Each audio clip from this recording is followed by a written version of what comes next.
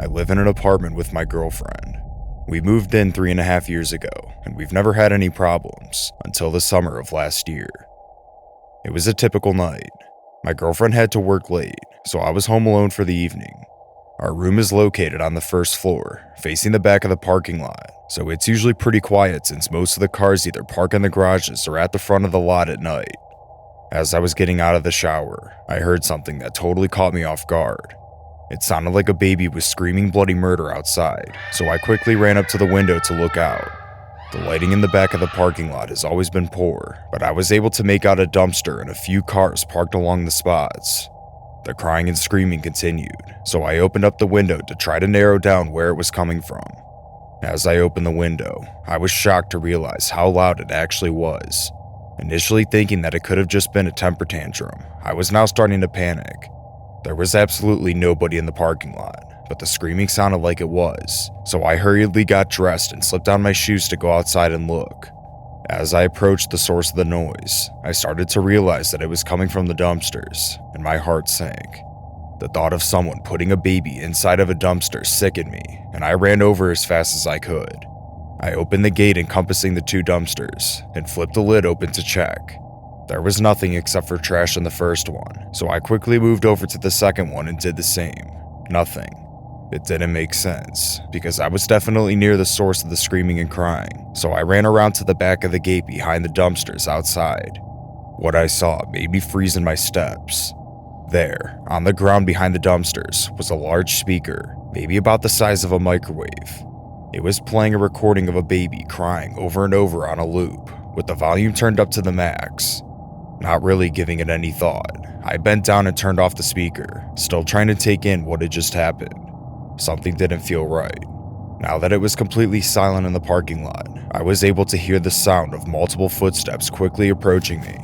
They were coming from the grass hill behind the dumpsters, so I couldn't see anything until they reached the top. Once I did, I went into a full-out panic. Two hooded people were running down the hill straight towards me. I got up and sprinted towards the building, not even looking back to see if I was still being followed. I buzzed myself in, slammed the door behind me, and sprinted down the hallway to our room. Once inside, I locked the door and looked out the back window, but they were gone. It was now eerily silent, and I was left standing there in total disbelief. Suddenly, I heard a knock on my door, and my entire body tensed up. I crept up to the door and looked through the peephole to see that it was my neighbor Chris, who lives directly next to us. I've always been friendly with Chris, so I opened the door up and let him in. His first words were, "What the hell just happened out there?" I told him everything I had just witnessed, only to find out that he watched the whole thing from his window and had already called the police. Just to ensure my sanity, he also saw two hooded figures emerge at the top of the hill while I was out there. The police arrived minutes later and searched the area, but the people who had set this up were obviously now gone. I called my girlfriend and warned her about this happening, and I told her to park in the front when she got home. This has been something that none of us have ever been able to explain. We've never had the slightest issue while living here, so this was obviously a major shock to all of us. Sure, it all could have been some kids playing a prank, but I really don't think it was that. It really seemed like they wanted to lure someone out there, and I took the bait. Had I not gotten away, who knows what might have happened.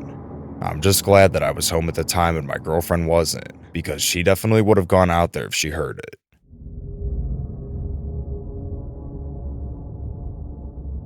So just for context, I often have trouble sleeping due to poor self-control with social media usage. This was one of those nights which kept dragging on, and I ended up getting up from my computer to grab something to drink from the kitchen. In the corridor, I noticed a cockroach and spent some time chasing it, trying to pick it up with a piece of paper and throw it outside from our balcony. I ended up losing track of it when it scampered off behind the sofa, so I eventually gave up and decided to leave it. That's when I heard the doorknob of our apartment door twisting down. I live with two other roommates, so I'm quite used to the sound of the door being unlocked, but this wasn't that. It was just the metal creaking of the doorknob being pressed. At first, I thought maybe the sound came from my room. I hadn't closed the door, and with most of our balconies and windows being left open at night, we usually have a draft that makes doors open and close on their own. I thought the metallic sound could have been the hinges on the door from my room, but as I went back to the corridor, I knew it wasn't the hinges in my room. The sound was clearly coming from the main apartment door, and I could see the doorknob slowly pressing down, then releasing. I stood there watching as it continued to repeat a few times. I was now absolutely certain that there was someone outside the door, but I had no idea who it was. I briefly considered if it was one of my roommates, but for one, they all have their own keys and would be able to unlock the door, and secondly, I remember seeing all of them return much earlier in the evening. Plus, if one of them did somehow end up outside without their key, why wouldn't they say anything while they were trying to get in? My second assumption was that it was a robber, trying people's doors in the middle of the night to see if anyone had accidentally left theirs open, to sneak in and steal stuff, but that turned out to be very unlikely. I grabbed the doorknob and held it up to stop the person on the other side from pressing it, then said, "What the hell? What are you doing?" I wanted it to sound aggressive, but it came out very uneven and honestly pathetic. No response. That was already too much. They definitely heard me. Our walls aren't soundproofed, so you can hear pretty clearly in and out of the apartment, but nothing, not a word, no sound of panic or running. After a moment of silence, they tried the doorknob again. I banged on the door, thinking that maybe they didn't speak English, and that's when the most terrifying part happened. I don't know if it was real or just my imagination, but I swear I could hear a soft tapping on the door. It was quiet and a bit fast, like someone drumming their fingers, very different from my banging. I immediately thought their tapping must be some sort of response to my knocking. For a moment, I considered settling the matter myself, preparing to unlock the door, but I just couldn't. I was frozen with fear, and I had the strong sense that this was exactly what they were waiting for. I thought this might have been their plan, taunting me with the doorknob and tapping, waiting for the moment I got angry enough to unlock the door and go outside. So I didn't open the door. I stood there holding the knife, and I said, "I don't know who you are or what you want, but you need to leave. Stop trying to open the door and go away. If you keep trying, I'll call the police." Again, it sounded much weaker and shakier than I wanted it to. Yet again, there was absolutely no response from the other side. There was a moment of silence before the doorknob started being pressed again. That was it. I called 911 and gave them my address, explaining the situation to the dispatcher. As I was talking, the door didn't move or make any noises. After I hung up the phone, I saw the doorknob press down one more time, and then it stopped for good. The last thing of note is that I eventually heard the main door of the apartment block clicking shut. I realized that whoever it was must have gone downstairs and exited the building, so I rushed out of the balcony to see if I could catch a glimpse of them. I didn't see anything. They must have either left very quickly or kept close to the wall on the sidewalk, which wasn't visible as it was blocked by the balconies from the floor below. The police arrived shortly after, and I had to awkwardly re-explain the situation to them. They asked me if it could have been a drunk or someone trying to get in their own apartment, but that was obviously nonsense. A drunk would have moved around more and made noise, while a person trying to get in their own apartment would have tried the key and wouldn't press the doorknob so slowly and deliberately. The police checked every floor and found nobody, so the person had probably left, like I thought. I felt bad for the officers who looked somewhat indifferent to the whole thing. I apologized a few times for making them come out at such a late hour and for such a trivial thing. The whole situation was so surreal that explaining it felt stupid and ridiculous. It's really unsettling not knowing what the person was there to do, and I always wonder what would have happened if I had opened that door. That person hasn't returned since that night, at least to my knowledge.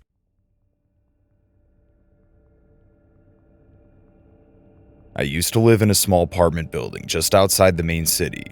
It was an old traditional flat, with a tiny living room, a small kitchen, and a comfortable bedroom. I was in my 20s, so I didn't have enough savings or a good job to afford a lavish duplex in the city. Despite the shady location, I unhesitatingly moved in.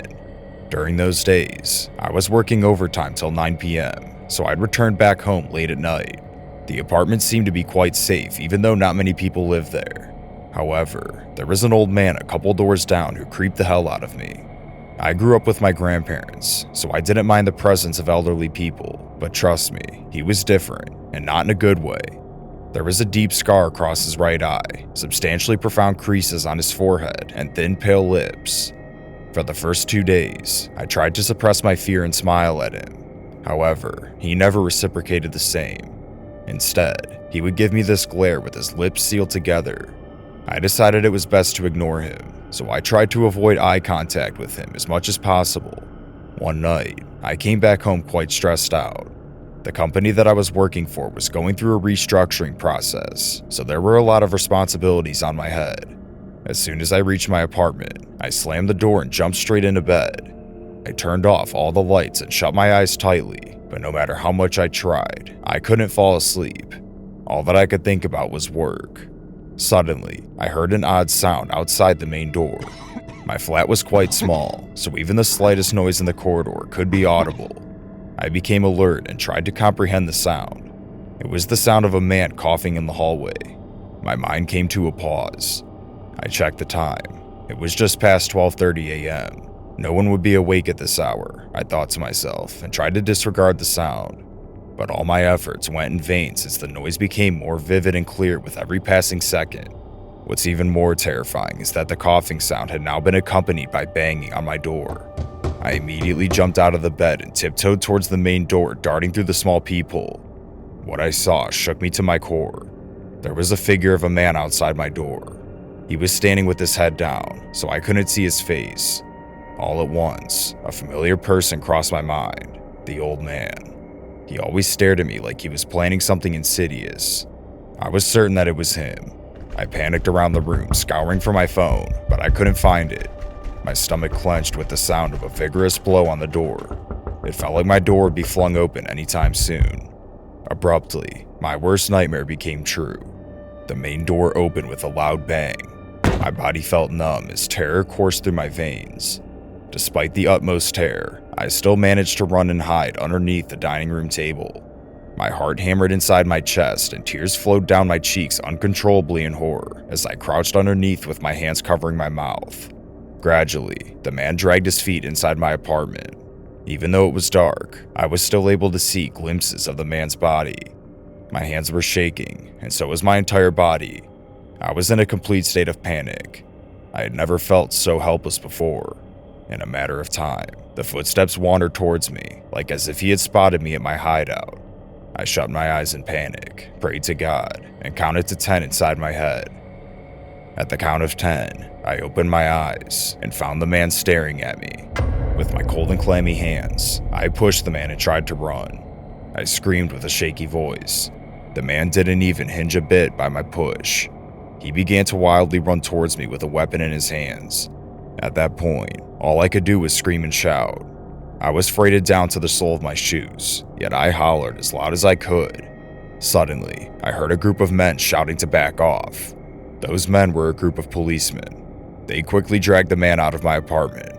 As they turned on the light, I noticed that it wasn't the old man I had suspected. It was somebody else, and I'd never seen them before in my life.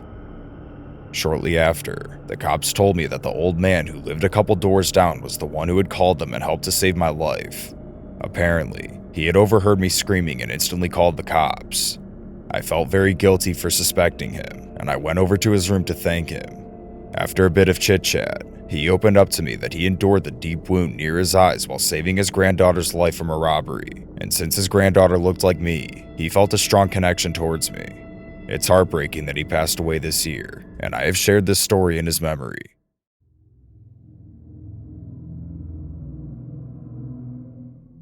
So, I'm in college, and I live in a house with 10 roommates. This story took place during the summer break of last year. Instead of going back home for the summer, I decided to stay at the house since I didn't really like living at home. It's a decently sized 2-story house, nothing crazy.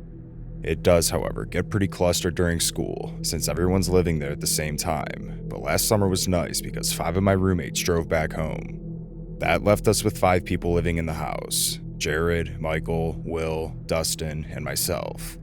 I shared the basement with 4 other people during the school year, but now it was just me and Dustin. The rest all had their own rooms upstairs, being that they're the ones who pay the most in rent. The basement is 2 rooms, so I at least had my own personal space for the time being. I took the main room, where we have a TV, couch, pong table, and a pool table. It was kind of the main area where we'd have our parties, between that and the main floor. We had to make a frat recruitment video to send into the school. We had completely forgotten to do this before the other 5 went home, so we had to take care of it. Jared has a really nice video camera, so we used that to make the film. We pretty much just gave a tour of the house and introduced ourselves, so the whole thing only took about a half hour. By then, it was around midnight, so I headed down to my room to go to bed. Within seconds of my head hitting the couch pillow, I heard the doorbell ring upstairs. I listened in the dark as I heard footsteps above me going to the door. I texted everyone in the group chat asking who was there, and Jared replied, saying that we got ding-dong ditched. We have a bunch of other friends in the area, so I didn't give it much thought at all. As soon as I got up to put my phone on the charger and go to sleep, I spotted someone walking past the basement window. Being in the basement, I was only able to briefly see their legs and feet, but there was no way I could tell who it was. Again, I texted in the group chat saying that someone was walking around in our backyard, and they told me to come up so we could go out and see. I ran up the stairs and put on my slides, then all 5 of us walked out to see who it was. After scanning the entire property, it was apparent that no one was there, so we all went back inside and pretty much forgot about it. I went back down in the basement and fell asleep shortly after. The next day, I was in the kitchen making breakfast when I heard Jared screaming for us to come check something out. We all went upstairs to his room and huddled around him at his desk. He seemed visibly shaken up, but none of us knew why. He was sitting at his computer with the video camera hooked up, which meant he was working on editing the video we made. I vividly remember him having this wide-eyed look on his face, and I soon found out why. All he said was, "Watch this." He pressed play, and at first, I had no idea what was going on. It was a still shot video of our kitchen. All the lights were off, so everything looked a bit shadowy, so we all kind of stood around him in confusion. That's when Jared finally started to tell us why he called us up. "After we finished recording last night, I forgot to turn off the camera, so it recorded the entire night. Still not having any clue as to why this was relevant, I noticed movement on the feed, and my jaw dropped. Although faint, I heard the sound of the front door quietly opening, then shutting. Seconds later, a figure emerged out of the front hallway, and it started approaching. Again, with it being dark, it was impossible to make out who it was. The figure slowly paced around the kitchen, going through cabinets and drawers, before walking out of frame. Now, I was sitting there thinking he was playing a stupid prank on us, so I remember saying something like, "Nice try." Jared turned his head around and looked directly towards me, and with the most serious expression I've ever seen on his face, he said, "Dude, that wasn't me." The way he reacted was enough for me to believe him, which led me to thinking that it was another one of my roommates. After a quick discussion, I think everyone agreed that it wasn't any of us, and that reality was pretty chilling to say the least. Just as the man walked out of frame, I heard a door quietly open. Now, this is when I really felt myself tensing up. The distinct creaking sound was the door to the basement opening, and all of us knew it. The time frame from when the figure stepped out of frame to when we heard the sound of the door was enough to confirm it as if it already wasn't. Some stranger was downstairs with me and Dustin, and we had no idea. The video footage continued on for at least another 10 minutes straight, and nothing happened, until the audio picked up again with the distinct sound of the basement door closing shut. Seconds later, the figure walked back in frame, walked through the kitchen, and left through the front door. Everyone was terrified, especially me and Dustin. We both ran down to check for anything stolen or anything out of the ordinary, but everything was exactly how we'd left it. Nothing was gone. The Xbox, TV, our wallets, clothes, everything was still there. We called the police to check for prints, but nothing came of it.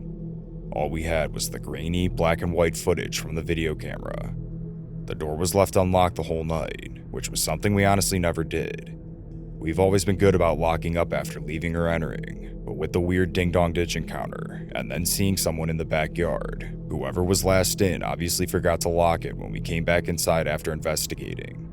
I can't be positive if it was the same person who came inside the house, but I definitely have a feeling it was. The most disturbing part of it was what that person was doing in the basement.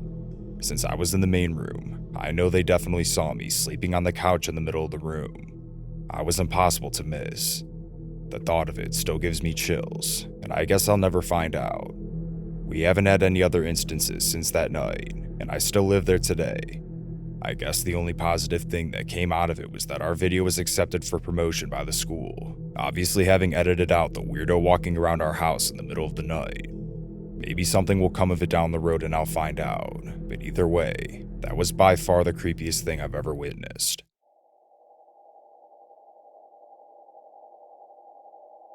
A few summers ago, I experienced something that I don't think I'll ever forget. My sophomore year in high school had just ended, so I started hanging out with a group of friends that I hadn't seen since grade school. It actually became a pretty frequent thing, and there were weeks that we'd hang out several nights in a row. Well, on one of these nights, I had just left my friend's house to drive home. He lives on the opposite side of town, so the drive was about 20 minutes to my house, mainly through side streets.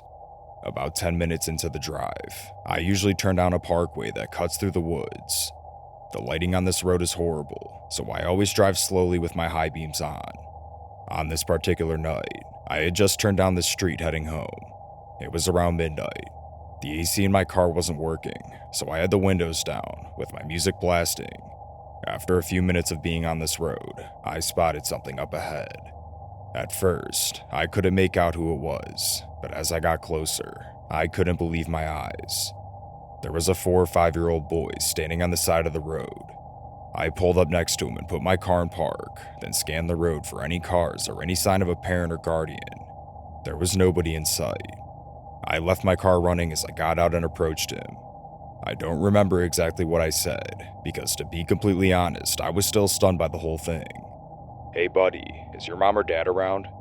The boy looked at me and shook his head no, so I started realizing that someone abandoned him. Not really sure what else to say, I pulled out my phone and called my friend, unsure of what to do.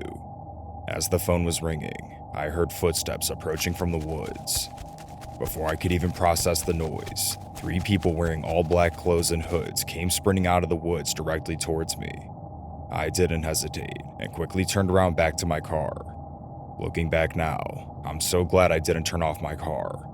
As soon as I got in, the 3 people were right outside my car reaching in through the open windows, trying to grab me.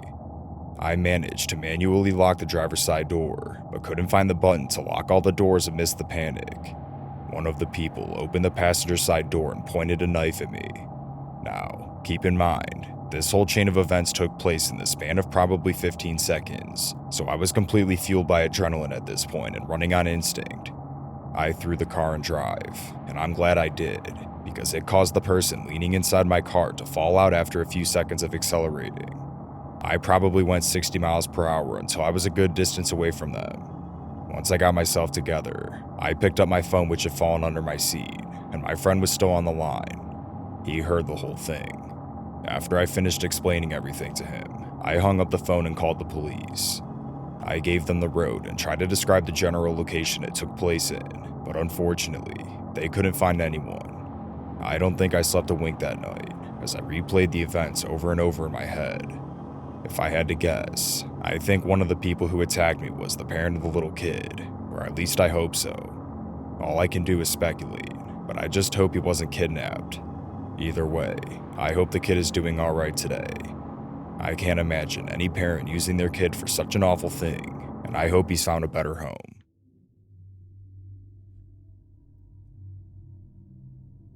I'm currently a 22-year-old college senior about to graduate and start medical school in the fall. This happened when I was in elementary school, so it was over a decade ago. Over the summer, way back then, my mom would send me to the YMCA summer camp. I enjoyed going in every day and being able to hang out with all my friends from school who also went to the camp, but I especially loved one of the counselors, Mike. Mike was always sitting in the same spot when I'd get dropped off in the morning, and he'd always have a huge smile on his face when I'd walk in. We would always sit there and play cards or some other board game in the morning while all the other kids were arriving. Once the day's scheduled activities started, Mike would always be the counselor in charge of my group. He would always seem to be close to me. As a kid, I didn't know that was weird. As I said before, I really liked him, and I thought he was a really cool guy as an 8-year-old. Fast forward a couple years, me, my mom, and my younger sister were out at a state park in the area. It was about a half-hour away from us. We had just gone down there to hang out for the day. We hung out on the playground, walked around trails, and played tag. After some time, my mom said it was time to go back home as it was getting late, so we headed back to the car. When we arrived back at the car, my mom was getting my sister all strapped in and ready for the ride home, and I was getting situated in the back seat as well. Now, our car was obviously in the parking lot, and there really weren't that many people at the park that day. The lot was pretty much empty. So, when I noticed that there was a car parked right next to our car, I thought it was weird, but again, I was a kid, and I didn't really think anything of it. Anyways, my mom continued getting my sister and I ready for the trip back home. Suddenly, the driver's side door of the other car opened up, and out came Mike. My mom recognized him, so she just said hi and continued back to what she was doing. "Do you mind if I take a couple pictures of your kid? He's gotten so grown up and I want to remember this." My mom obviously said, "No, you are not going to do that," and she shut the driver's side door and locked the car. Then we left. As we were leaving, I could see Mike trying to take a photo through the windows of the car. A couple years later, when I was a bit older, my mom told me more details about Mike. My mom, at the time, was pretty high up in a company that pairs kids with adult mentors. Adults would apply to be paired with a kid. So, my mom started telling me about how one day, they were going through the applications to be a mentor, and Mike's name popped up. Apparently, someone else had interviewed Mike and recommended him for approval into the system. My mom, on the other hand, essentially vetoed it because she obviously had known Mike from these other experiences, and she got a weird vibe from him that something was really off with him. So finally, we were watching the news at dinner one day a bit later. They started sharing a story about a man who was arrested, and they showed the mugshot of the man. It was Mike. The charge? Thousands of inappropriate images and videos of underage children that he had taken and was in possession of. He was actually caught by Border Patrol because he was acting weird when he was trying to cross into Canada, so they decided to search his car. They found a bunch of it on his computer. They alerted US authorities, who then searched his house, and they found a ton more of it. I am 100% confident that he wanted to add me to that collection. If not for my mom having a great mother's instinct, it might have happened. My family and I took a week-long trip to Australia. We booked an Airbnb right on the Gold Coast, just across the street from the ocean. Along with my wife, my 7-year-old son, and my 5-year-old daughter, we packed our bags and flew out there. In order to drive while we were there, I had to get my international driving permit, so we rented a minivan for the week. For the first few days, it was honestly pretty confusing adjusting to driving on the left side of the road, but I eventually got the hang of it. The Airbnb had a balcony in the front which faced the ocean, and another balcony in the back that faced towards the neighboring houses on the street behind us. This made for a great view of the ocean, only being about half a football field's length away. It seemed like the perfect family vacation, but things took a really bad turn on the fourth night. Earlier that day, we had purchased tickets to go on a boat ride to go deep-sea fishing. However, my wife woke up that morning feeling sick, so we ended up canceling so she wouldn't miss out with us. We were all out in the backyard having a campfire when my kids started saying that they wanted to go to the beach. Up until that point, we'd only been there during the day, and the sun was already setting. We sat around for a bit longer, but after much nagging from my kids, I eventually caved in and took them. My wife still wasn't feeling good, so she went back inside the Airbnb while I walked them across the street to the ocean. I brought a lawn chair with me and plopped it down in the sand as I watched them run around and play by the water. Now, I'm really not exactly sure how much time passed, but I was eventually snapped out of my daze when I heard my daughter screaming at the top of her lungs. I looked over to see that she ventured a short distance away from me, and she was standing at the shoreline. I got up and ran over to her, as my son, who was a lot closer to where I was sitting, sort of stood there frozen. What I saw still gives me chills when I think about it. The body of a middle-aged woman had washed up on the shore. I grabbed my daughter and picked her up, listening to her scream and cry, while I tried my best to block my son from seeing the body. I didn't know what to say to calm her down, and thinking about it now, I still don't know what I even could have said. It was clear as day. Someone literally washed up on the shore, and my daughter found it. I ran back across the street with them and bursted through the front door, yelling for my wife to call the authorities. They eventually came and did their whole investigation, and after talking to us for what felt like hours, they left, leaving all of us in utter shock. After that, the rest of the week just felt off, and I don't think any of us slept good. On our final day there, I got on my computer to check for any updates on the body because we still hadn't heard anything from the authorities.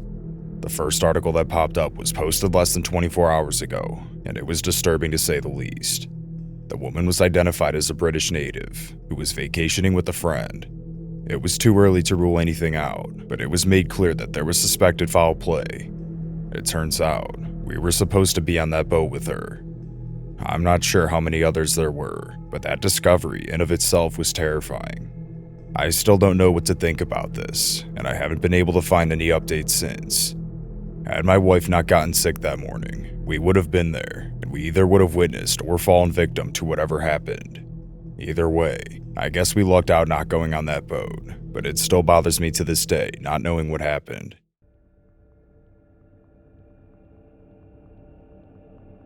This happened back when I was finishing up my last year of senior high school. Picture this. Myself, along with a bunch of my idiotic mates, went on a school camping trip in the heart of the Aussie wilderness. This took place exactly 1 month before we graduated, so as you can probably imagine, all of us were completely checked out. It also didn't help that most of my mates were some of the biggest troublemakers, especially being weeks away from graduation. My school, for whatever reason, thought this would be a great idea, as we were the first class to ever have this field trip. Now, you might think Australia is all about sunshine, barbecues, and kangaroos, but let me tell you, it has a darker side too. It was a typical Aussie spring evening. The weather was warm, and there wasn't any rain in the forecast, but of course, the forecast is never right. As we were setting up camp in the evening, the skies darkened and opened up in a total downpour. We had luckily already pitched our tents, so we were able to stay dry.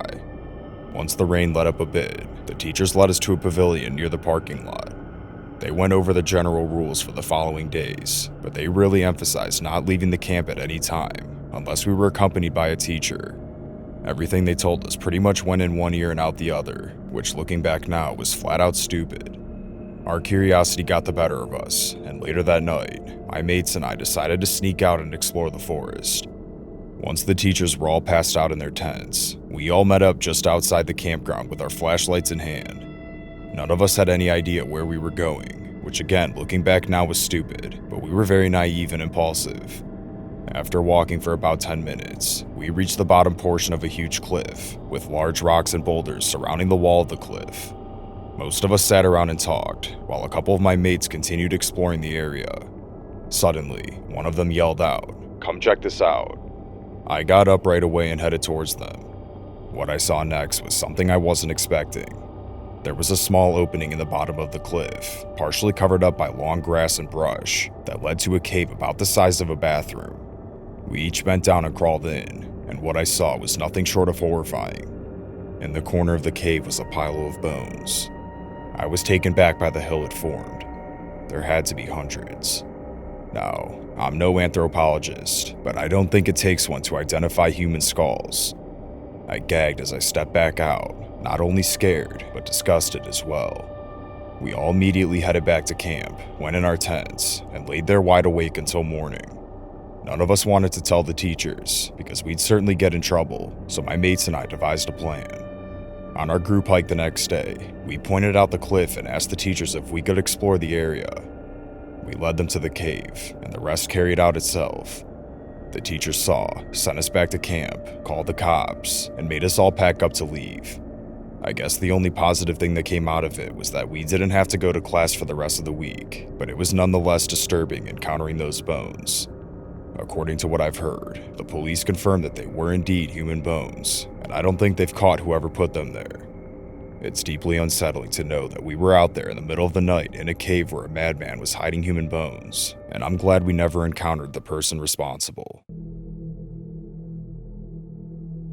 In order to fully understand this story, I need to provide a bit of context first. I'm a single mother, and I live with my daughter Shannon, who was 16 at the time of this happening. Shannon had just gotten her driver's license the month prior, so she was spending a good majority of her time picking up her friends and driving them around at night. I work a typical 9-to-5 job, so I'd always be home alone in the evenings whenever she went out. What happened on this night still makes me sick to my stomach whenever I think about it. It was a Friday night. Shannon left the house around 8 to pick up her friend Andrea. They were planning to go see a movie at 8:45, then hang out and drive around for a bit until her curfew at midnight. On her way out, I told her to text me updates throughout the night, being the hypervigilant mother I am. It wasn't that I didn't trust Shannon, because she's always been very responsible and punctual, but it was more so to just make sure she was safe. Once she left, I went to my room and flipped on some Netflix, planning on waiting up until she got back home. Sometime around 8:30, Shannon texted me that she and Andrea made it to the movie theater, so I sent her back a thumbs up emoji and thanked her for letting me know. More time passed, and I was in the kitchen making food when my phone started going off in my room. I ran upstairs to find that I had a missed call from an unknown number. It wouldn't allow me to call the number back, so I brought the phone down with me in case they left a voicemail. After glancing at my phone every so often for the next few minutes, I still didn't get a voicemail, so I thought nothing of it and pretty much forgot about it. Maybe a half hour later, sometime around 10 o'clock, my phone started ringing again. This time, it was right next to me, so I was able to get it right away. It was from a blocked number again, just like before, so I decided to answer it. "Hey, is this Shannon's mother?" Apprehensive, I said. "Who is this?" The man said that his name was Joe and that he was a paramedic. What he said next literally left me speechless. "Look, Shannon's been in a bad car accident. I think you should get over here now."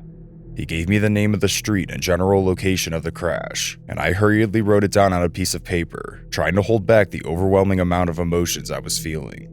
Before I could give much of a response, he said, "I gotta go," and hung up. At that very moment, I felt like my entire world was crashing down all at once. I scrambled around the house to get dressed, grabbed my keys, and took off as fast as I could in my car. The location he described to me was on a small stretch of road in the parkway. It was only about 10 minutes away from my house, and we had spent a lot of time driving through there together for practice when she had her temps. A million different scenarios were racing through my mind as I dangerously sped to the parkway, crying so much to the point that I could barely see the road. Then, it dawned on me to try calling Shannon, even though it probably wasn't going to get me anywhere. As soon as I pressed call, her phone went straight to voicemail, and the awful feeling I had only continued to get worse. On a whim, I decided to call Andrea. Her phone rang the entire 30 seconds, but she didn't pick up either. I set my phone down and went back to focusing on the road, praying that they were both okay. Suddenly, as soon as I turned onto the parkway, my phone started ringing. I grabbed it off the passenger seat to see that it was Shannon. I picked it up instantly and asked if she was okay as I tried to pull myself together, but what she said made me slam on the brakes in the middle of the road. "Is everything okay? We're in the middle of the movie, remember?" Right when I heard this, my tears stopped, and I went from being a total mess to absolutely petrified in the matter of seconds. "Wait, you're at the movie theater?" I asked, as I tried to figure out what in the world was going on. She gave me an annoyed, yeah, Mom, that's why my phone was on Do Not Disturb."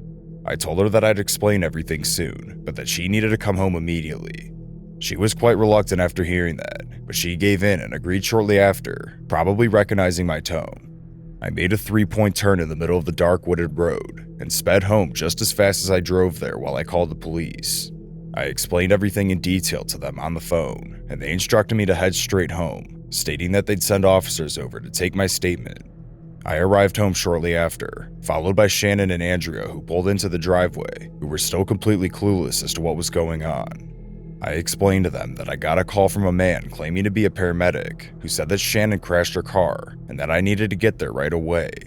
They were both dumbfounded, obviously having been at the movie theater the entire time. The police searched the area that the man had described to me on the phone, but nobody was there, except for one thing. A flip phone had been smashed on the side of the road in the exact area I was told to go. Even now, I have no idea how they knew my daughter's name and had my phone number. If someone was sick enough to make up a story like that to get me in the middle of the woods by myself at night, there's absolutely no way it could have been anything good. I still think about that night multiple times every day, and I've since warned all of Shannon's friends' parents about this happening. This entire situation still gives me an awful feeling, because if Shannon hadn't called me back, I would have driven right there, and I probably wouldn't be around to tell this story.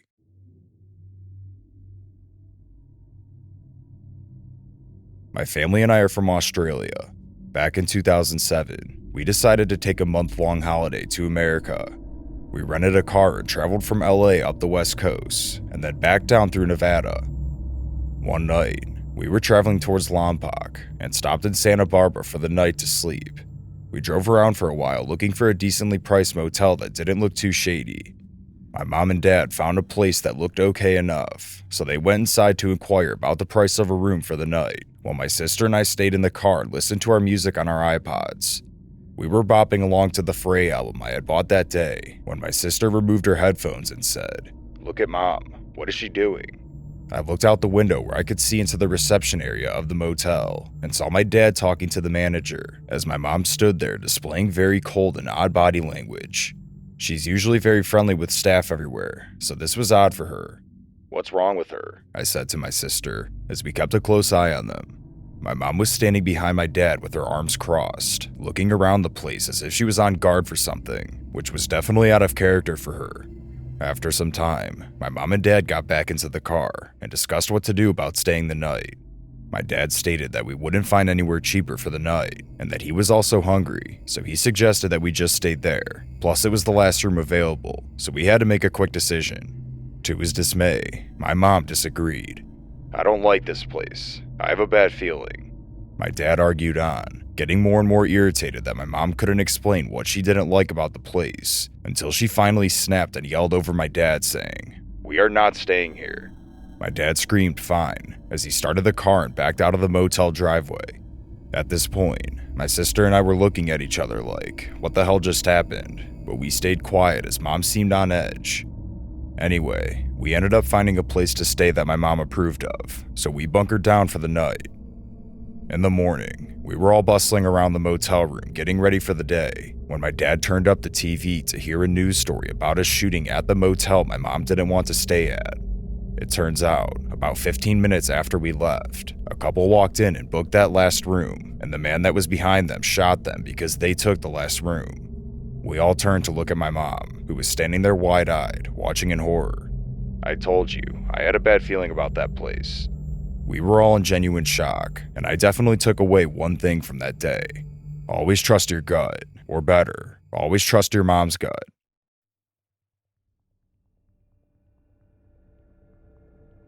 When I was 13, my family and I were on our way home from a Wednesday night church service.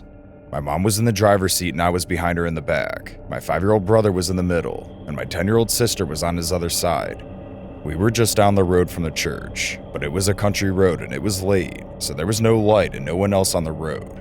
We were just about to make a turn when all of a sudden, a car came swerving directly in front of us.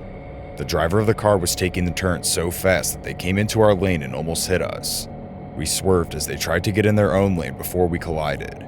Unfortunately for them, they overcorrected the turn and flipped, then landed on the driver's side door in a ditch.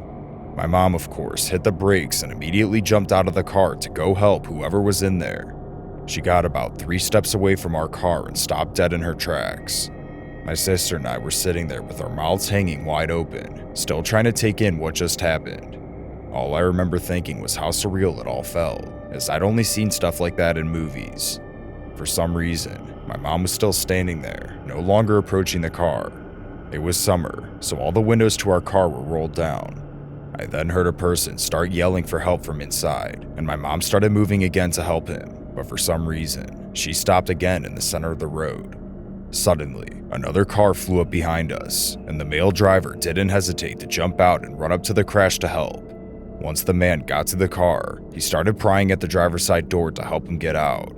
It looked like my mom wanted to help, but she couldn't move from her spot. Once the guy who stopped to help finally got the car door open, the guy inside crawled out and crouched on the top of the car, acting really strangely. Seeing this, my mom started shuffling back to our car, clearly creeped out by him. In a matter of seconds, the man jumped off the car and started hitting the guy who was helping him. He then ran towards our car, but my mom was thankfully able to get there first, so he changed directions and went for the car behind us.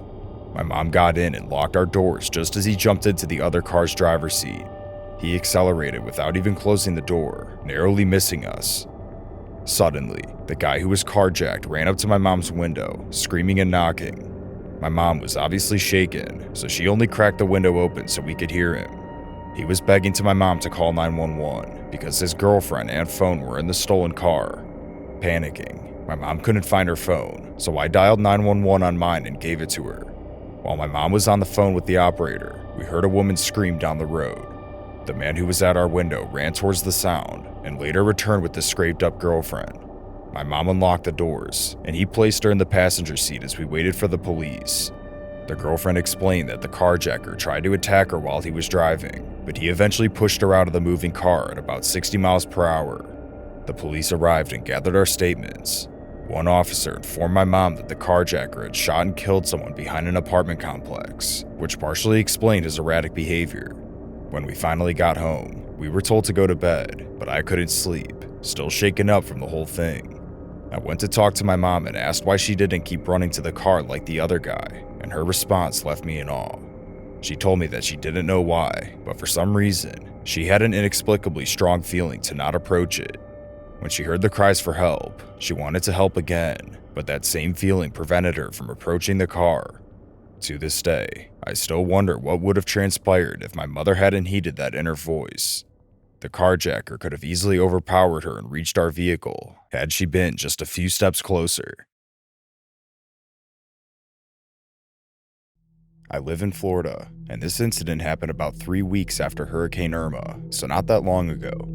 Back in July, the ex and I had just finalized the divorce, and I moved into a gated neighborhood where every house was rented out by the same rental company. It's a very small neighborhood with about 15 houses tops. All 15 houses are bordered around a man-made lake, with the backyards facing the lake. No one really has a fenced backyard. When you walk out the back door, you see the lake in front of you and your neighbor's backyard on each side of you. Everyone in the neighborhood seemed very close. Someone was always hosting a family-friendly party, barbecue, or having people over to watch sports. I was still depressed about my divorce, so I never partook in these social gatherings. The only person I got to know was my next-door neighbor, Steve, an active Navy soldier with a huge love for guns.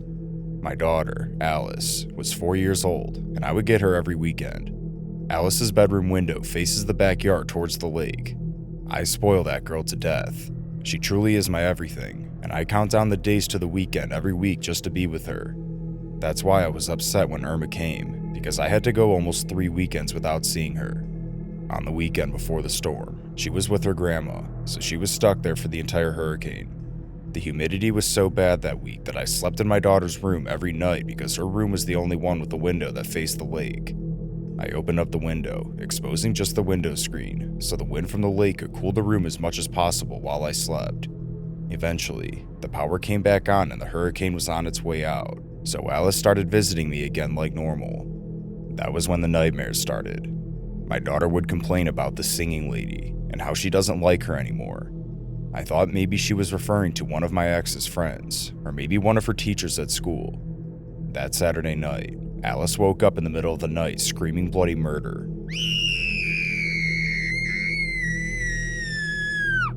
I ran into the room and turned on the light, and found her hiding under the covers. I asked her what was wrong, and all she could do was point to an empty corner of her room and say, "Look, look." There was nothing there. She was acting as if she saw a ghost. After I calmed her down, she started talking about the singing lady again.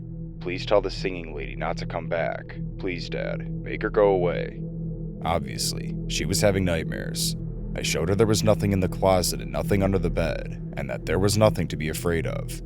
She calmed down after that and went back to sleep shortly after, so I went to bed and fell asleep. It couldn't have been more than 20 minutes before Alice came running into my room screaming, "She's back, she's back." Alice absolutely refused to go back to her room, so I let her sleep with me. The next morning, I took Alice out to breakfast, and we stopped by Target to pick up a baby monitor. I hadn't used one since her mom and I were still married, but I wanted to be easily able to hear her if she started having these nightmares again, so I could respond quicker. After I set them up, I showed Alice how they worked to give her assurance that I could hear her and that she was safe. That night, she slept soundly and didn't make a single peep. The following weekend, Alice had to stay with her mother again because she caught a stomach virus from one of her little friends at school. It was Saturday night, and I was sound asleep in my bed. Around 2 a.m., I heard it. A woman's voice humming a soft nursery rhyme through the baby monitor. The humming and soft singing got louder and clearer as the voice got closer to the monitor. I wasn't dreaming. I was listening to a woman softly singing lullabies in my daughter's bedroom. I had never been so scared and dumbfounded in my life. I was feeling a mixture of pure terror and disbelief. Then the voice spoke out. "Alice, sweetie, are you awake?" Adrenaline shot through my veins. I jumped out of bed and locked my bedroom door. I picked up my cell and called Steve from next door. He didn't waste a second. As soon as I got off the phone with him, I heard him storm out of his back door screaming, "Don't move." I ran outside and found him aiming his shotgun at a woman crouched outside my daughter's window, the one I had left open after Irma and never closed. Steve quickly dropped his guard when he recognized the woman. It was Jean, the neighborhood maintenance woman. Steve's wife came running out after him and confirmed it was her. Jean played dumb. She said she was not singing and didn't even know my daughter's name. She said she was near my daughter's window because she was doing her weekly patrol for gators and thought she saw one approaching our house from the lake. That was total crap. That lady was singing, and she called out to my daughter by name. Yes, it's true that there have been a few gator spottings around the neighborhood, and yes, part of Jean's job was to patrol the lake every now and then, but at 2 a.m., I obviously knew it was BS, and even though neither Steve or his wife called her out on it, I could tell from the look on their faces that they didn't believe her either. Each year around this time, I open up my Time Hop app, and I'm reminded of a night 3 years ago. Photos of softball-sized, black and blue bruises all over the right side of my body come up. I'm honestly somewhat thankful for that though, because it could have been much worse. 3 years ago, after a blackout Wednesday night with my friends, I found myself locked out of my boyfriend's apartment around 3 a.m. He was out with coworkers doing the same after his serving shift ended. We live in a big city, so I had taken the train from where the night ended with my friends straight to his place and decided I'd just wait for him rather than heading back home, as the commute would have been another half hour or so, and my phone was dying. I was honestly just ready to sleep. In hindsight, I definitely should have just headed to my own apartment that night. After multiple texts and phone calls from me asking him to come home, my boyfriend, being thoroughly annoyed with me, was not in any rush to end his night. Drunk and upset, I sat inside the entrance gate of his apartment community and sulked. It was raining and cold, and I was exhausted. Putting myself in this situation alone was my parents' worst nightmare, but at this point, my phone was dead. I didn't have enough cab money, and there was no way in hell I was walking 15 minutes back to the train to head to my own apartment. A few minutes later, a man in a ski mask, sunglasses, and an oversized parka walked up to me. I remember him so vividly asking, "Are you okay?" I responded that I was fine and to please stay away from me. I gave him the benefit of the doubt. I thought for a split second he was genuinely concerned. I mean, here I was, a college-aged girl, sitting outside in the rain at 3 a.m., completely alone. But at 3 a.m., you don't just approach a girl dressed like that and mean no harm. He then brandished an X-Acto knife, then asked, "You sure you're okay?" He picked me up with one hand while repeatedly striking at the back of my hood with the knife. All I could do was scream. I know I asked him why he was doing this, but I couldn't even bring myself to pull out the mace in my coat pocket. I was so stunned. Talk about fight, flight, or freeze. I don't know if it was a car that drove by or my screaming that caused him to stop, but after the longest 30 or so seconds of my life, he threw me to the ground and ran, leaving me with those awful aforementioned bruises. I'll be forever grateful for the thick hood of my coat that took tons of knife cuts. Had my hood not been cut up, he without a doubt would have sliced the back of my neck and head. My boyfriend pulled up in a cab a few minutes later, or at least I thought it was a few minutes. It was really a blur.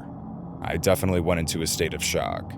We called 911 from his charged phone and stayed awake for the police to come take down a report, but didn't hear much else afterward. There's a decent amount of crime in my city, so I wasn't really expecting much to come of it. What scares me the most is that, 1, I still don't know what that man wanted. 2, he knows what I look like and I have absolutely no idea what he looks like. And 3, I'm pretty certain I was followed all the way from the transit station to the apartment complex, which was a fairly long walk. Those 3 reasons still give me chills.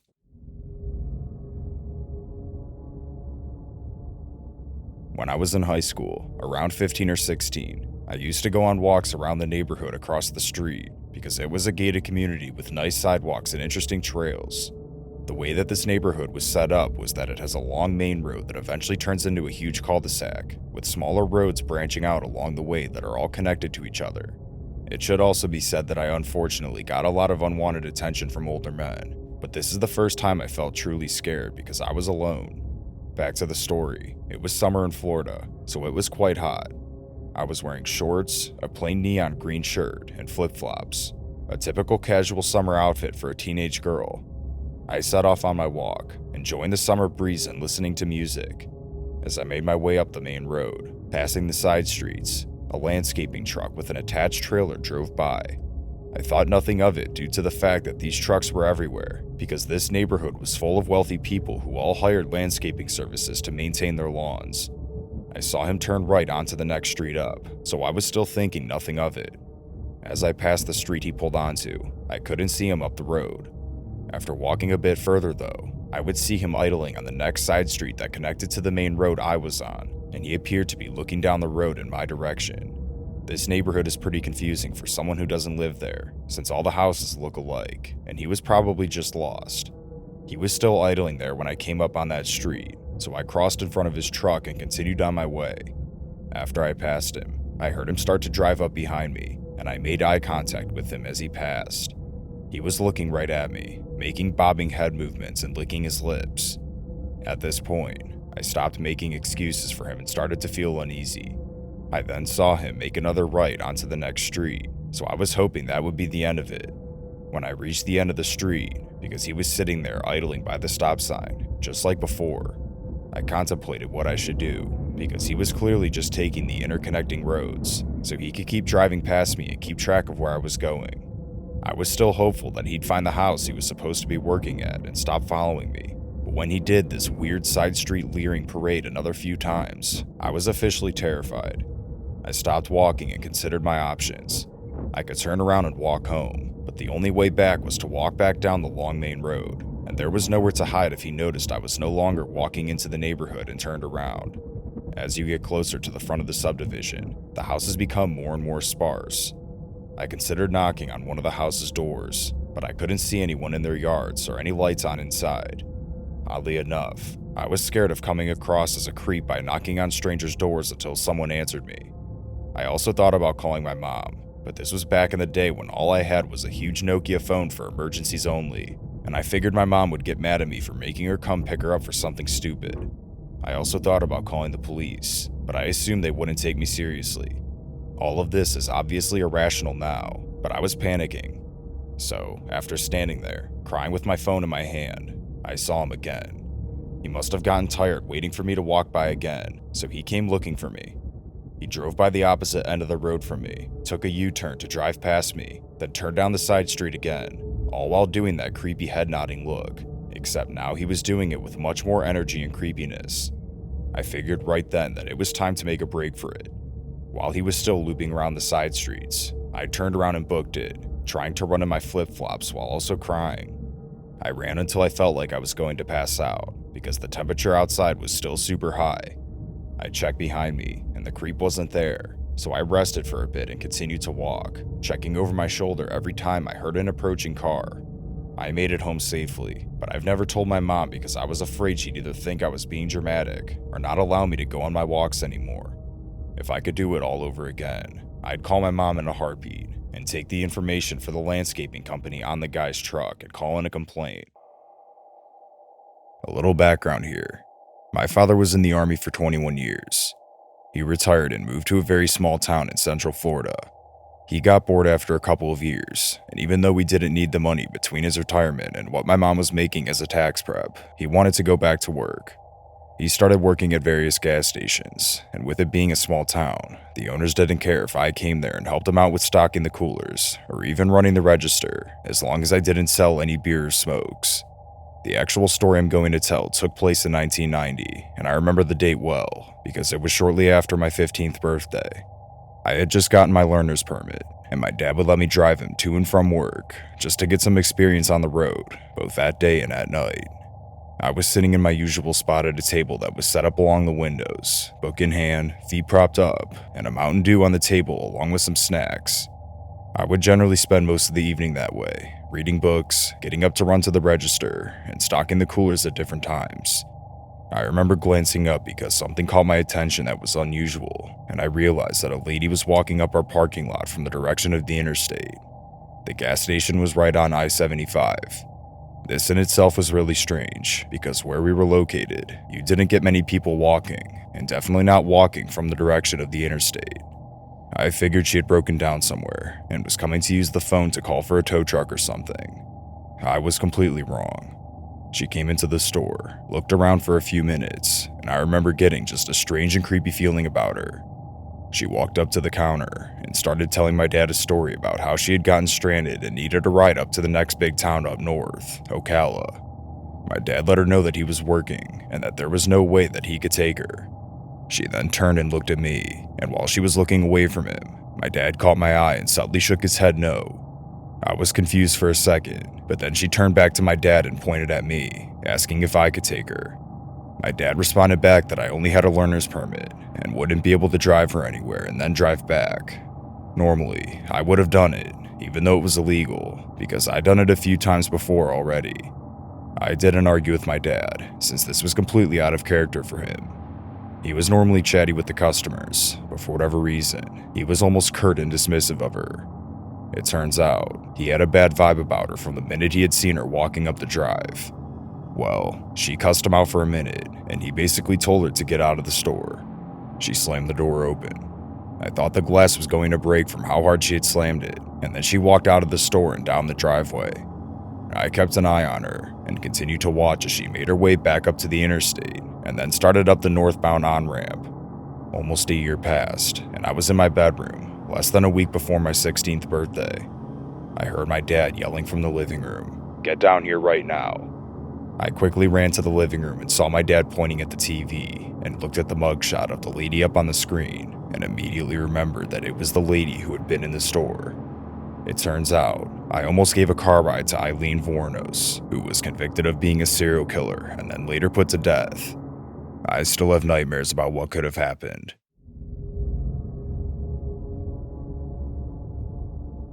In 2006, I was a college student at ASU. I lived in an off-campus apartment on the ground floor. It was a block off of a major street here in Phoenix called Baseline. These details are important. In the summer of 2006, Phoenix, Arizona was plagued by two serial killers. One was the Phoenix shooter, who ended up being a team of two guys randomly shooting people, and the other was the Baseline killer, a rapist and murderer. Having two serial killers put the entire city on edge, and everyone was talking about it. I even saw articles in Time or Newsweek about the situation. So, the semester in the fall of 2006 had just started. Now, you may have heard this, but Phoenix is hot in August. It would get stuffy in my apartment, so I'd leave the window cracked a little because the morning air was nice. The blinds provide a visual cover. Anyways, one morning, a strange sound woke me up. It was the crack of dawn, 4:45 a.m., and the sun was just barely coming up. It was the sound of someone lightly tapping on the window, and it seemed intentional. In my tired state, I figured it could be a bird or some branches or something trivial. After about 90 seconds of nothing, the tapping returned, and it was absolutely purposeful. I was positive it was a human producing this noise. I thought it was my boyfriend, who thought I was cute to try and scare me sometimes. I decided I'd be a bit of a brat and make him wait, but I was also getting really angry. I was pretty upset that he was trying to pull a prank on me, especially when I was sleeping, so I planned on giving him a piece of my mind about this. At a certain point, I got up to get a glass of water, still being in the mindset of wanting to annoy my stupid boyfriend who thought this would be funny. Then I saw some movement through the slit in the blinds, so I marched over and yanked the blinds open so I could see. It was definitely not my boyfriend. I said very loudly, "What the hell?" He sort of seemed taken back by my anger, but only slightly. The man I saw will be with me forever, or more specifically, his eyes and the feeling they gave me were insanely creepy. Honestly, words can't do justice as to how terrifying his eyes were. They looked like black orbs with no white in them, absolutely predatory. When I see pictures of Ted Bundy or Charles Manson, that's exactly what his eyes looked like. Even if you saw a picture of how they looked, it's different than when you experience it in person. It totally floored me.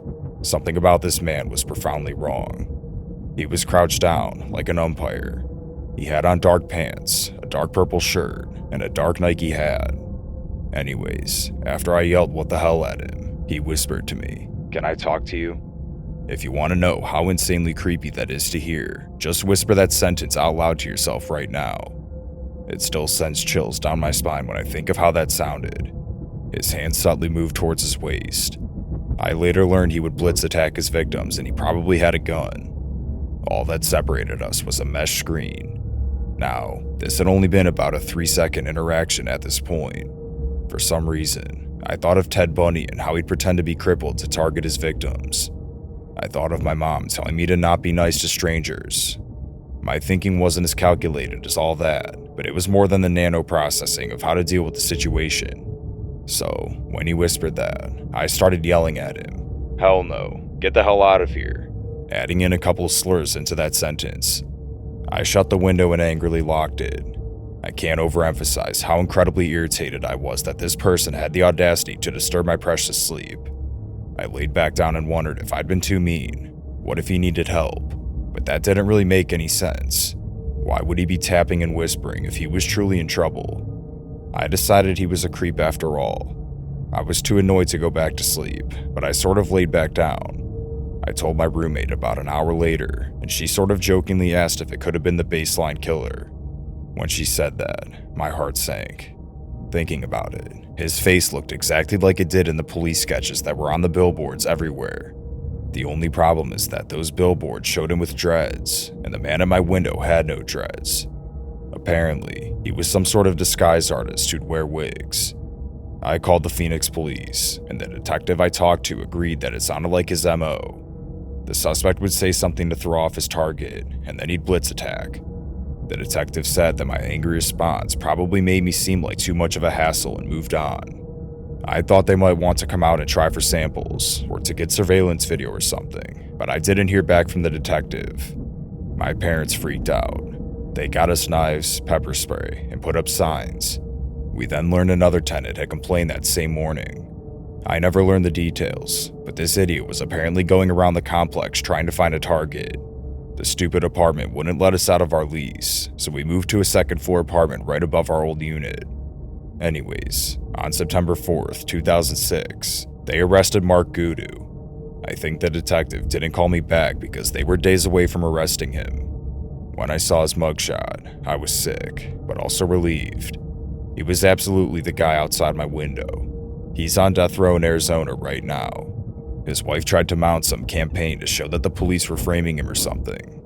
On a personal level, it certainly would make for an interesting coincidence if this poor innocent man who they framed was also whispering like a creep and tapping on my window. I can't think of anything more scary than a serial killer tapping on your window. That actually happened to me, and if it happens to you, just scare them right back. Don't be afraid to be downright rude to someone who's injecting themselves into your space. It could save your life if you're not afraid to throw your weight around and tell someone off. You can still be a kind and generous person and still tell someone to screw off.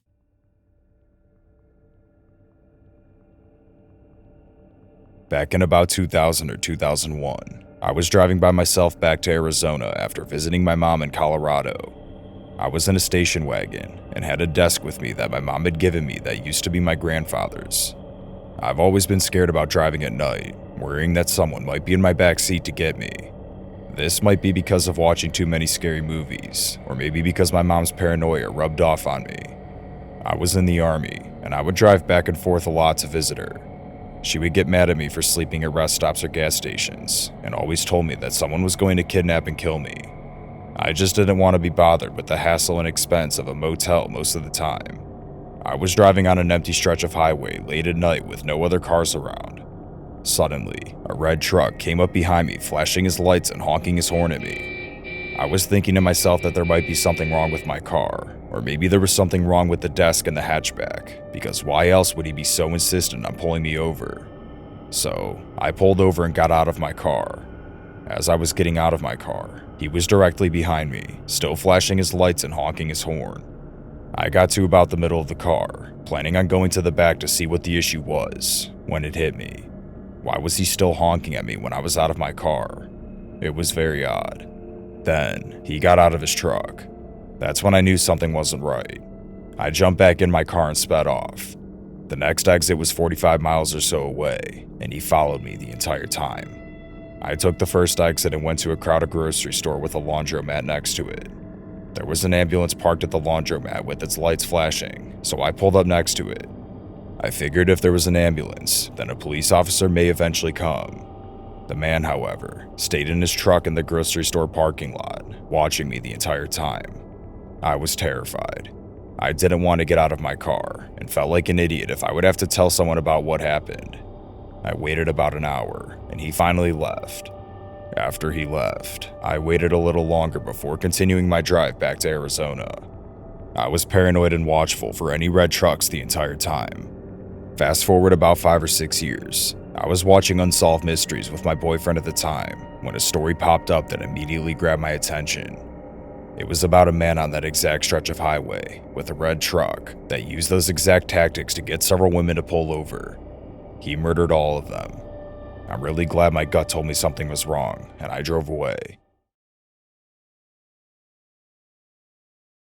I never would have imagined I'd be writing this story.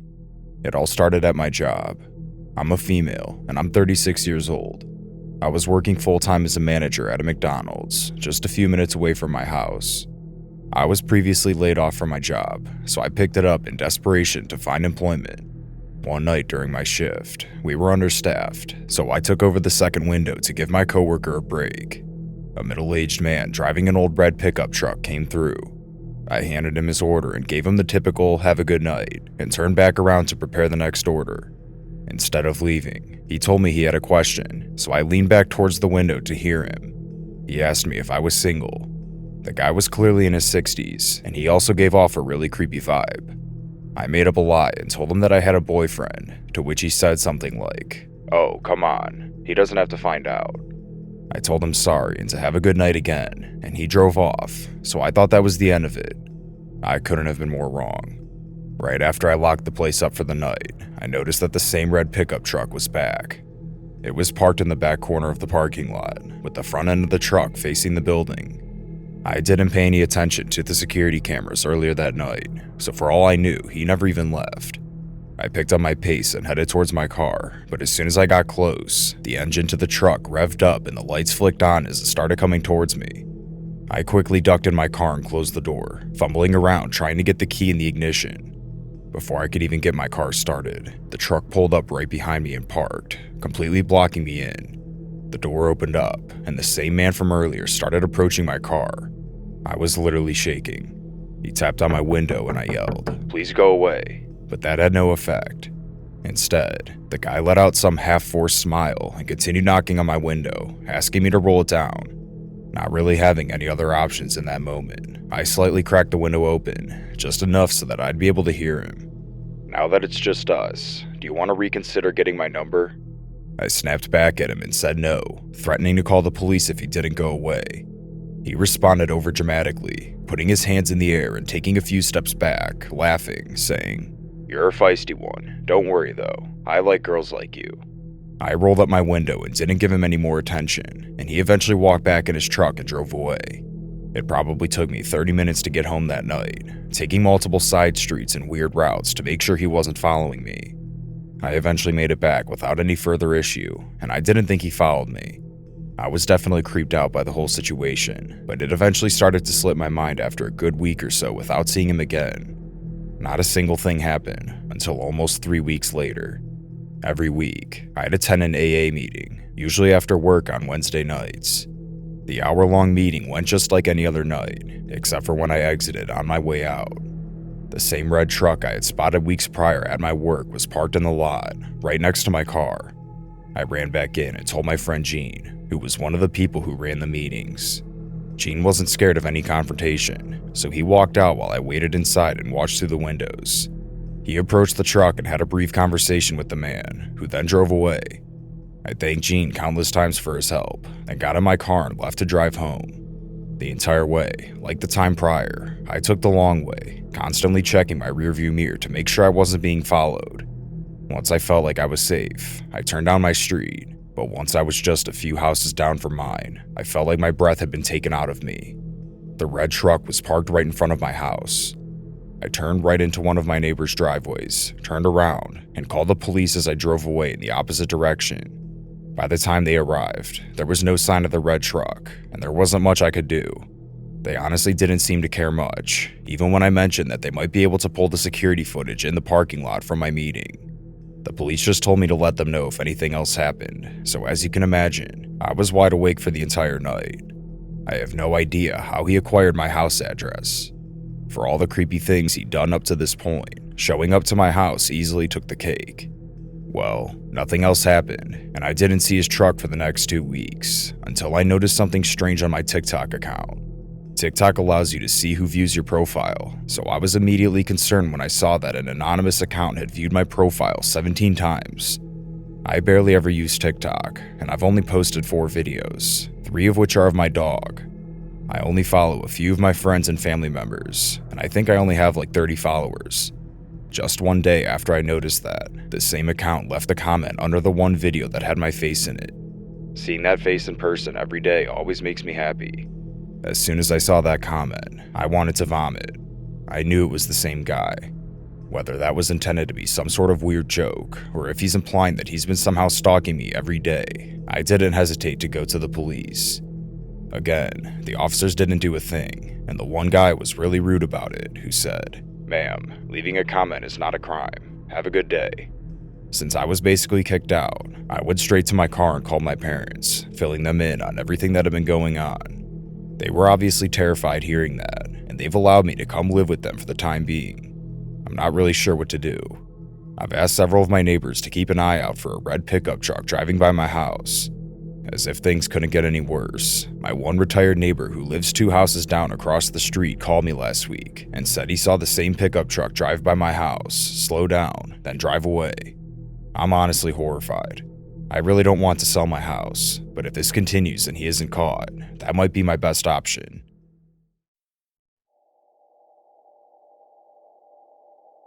So, I'm a 23-year-old female. I live in a townhouse with my 2 children, 2 and 6 months old. My fiance did live with us up until 2 weeks ago, when I caught him cheating on me with other women and made him move out. That's important to the story. I'm a stay-at-home mom, and when he did live with us, my ex worked evenings. We live in a tiny town in northern Pennsylvania. My line of townhouses sits in front of a big field that runs to a line of woods. As far as I'm aware, these woods stretch for at least a few miles, and I'm not aware of any houses in there or any roads that lead through them. My living room has 3 windows that look to the field, and my bedroom on the 2nd floor only has 1 window that faces that way as well. People do tend to walk their dogs back in the field, and kids sometimes play back there, but I rarely ever see anyone come close to my house. For that reason, I tend to leave my blinds and curtains open because I guess I just enjoy the view. So, in July of 2019, I was laying in bed trying to fall asleep. All the lights were off, but I had my window and blinds open since it was warm. I was looking out the window and I noticed small red and white lights just outside. I got up and looked to realize that the lights were coming from a drone. I ran downstairs to where my fiance of the time was sitting in the living room and ran to the window. I told him what I saw, but of course when he went to look, it was gone. I was paranoid that the drone could have had a camera on it and someone was watching me with it, so I kept my blinds closed for a while after that. Fast forward to January of this year. I guess I got comfortable and assumed that whoever it was flying the drone was a one-time creep. My blinds were open, and I had just gotten out of the shower.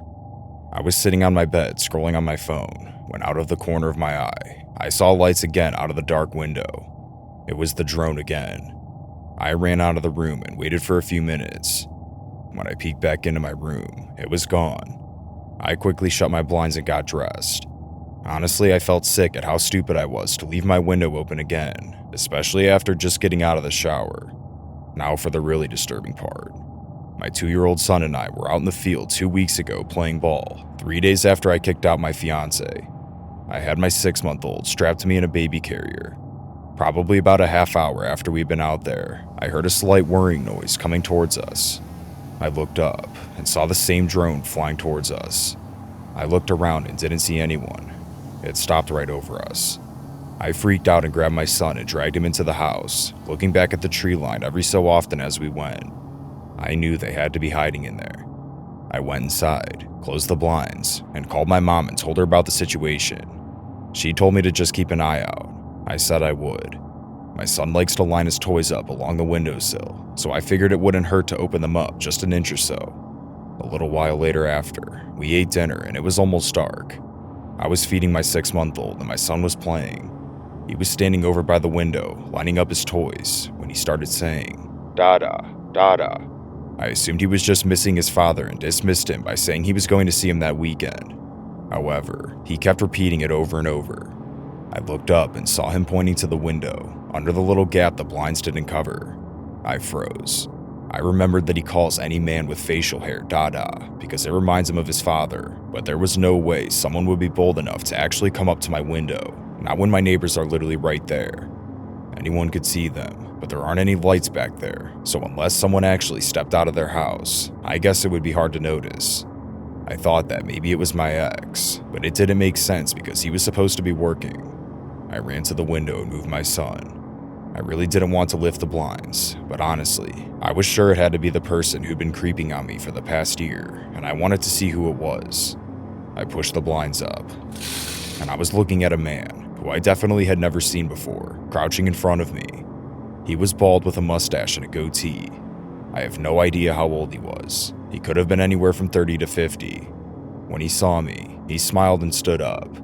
I yelled and told him to leave and that I was calling the cops, but he just stood there, smiling at me like some freak. I was able to close the blinds again when he said something I couldn't hear. I told him to leave again, and much louder this time, he said, "I just want to talk to you." I shook my head no, and yelled the same thing to him. He started slapping his hands on the window, yelling, "No, no, no," over and over. I grabbed my phone, scared he was going to try to break in, and I dialed 911. My kids were crying from the yelling, and I felt on the verge of tears. I told the operator what was going on. The whole time I was on the phone, the man was pounding on my window, screaming now. He was yelling all kinds of nonsense, and I only caught some of it. He said he'd been watching me for months. I'm beautiful, he wants me to come with him, and he'll kill my children if I don't. The operator told me to go into an upstairs room and hide until the police arrived.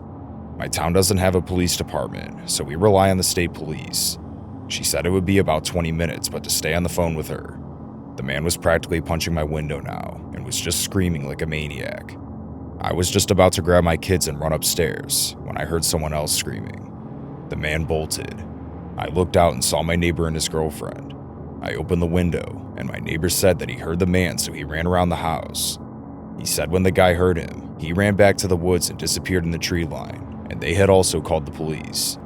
I thanked them 100 times, and the police arrived 10 minutes later. They did a quick search around the buildings and in the trees, but obviously didn't find anything. I've been super paranoid since then, and stayed with my parents for a few nights after it happened. I don't know why that guy targeted me, or why he waited so long to do something. I'm just happy my neighbors were there to intervene, or who knows what would have happened.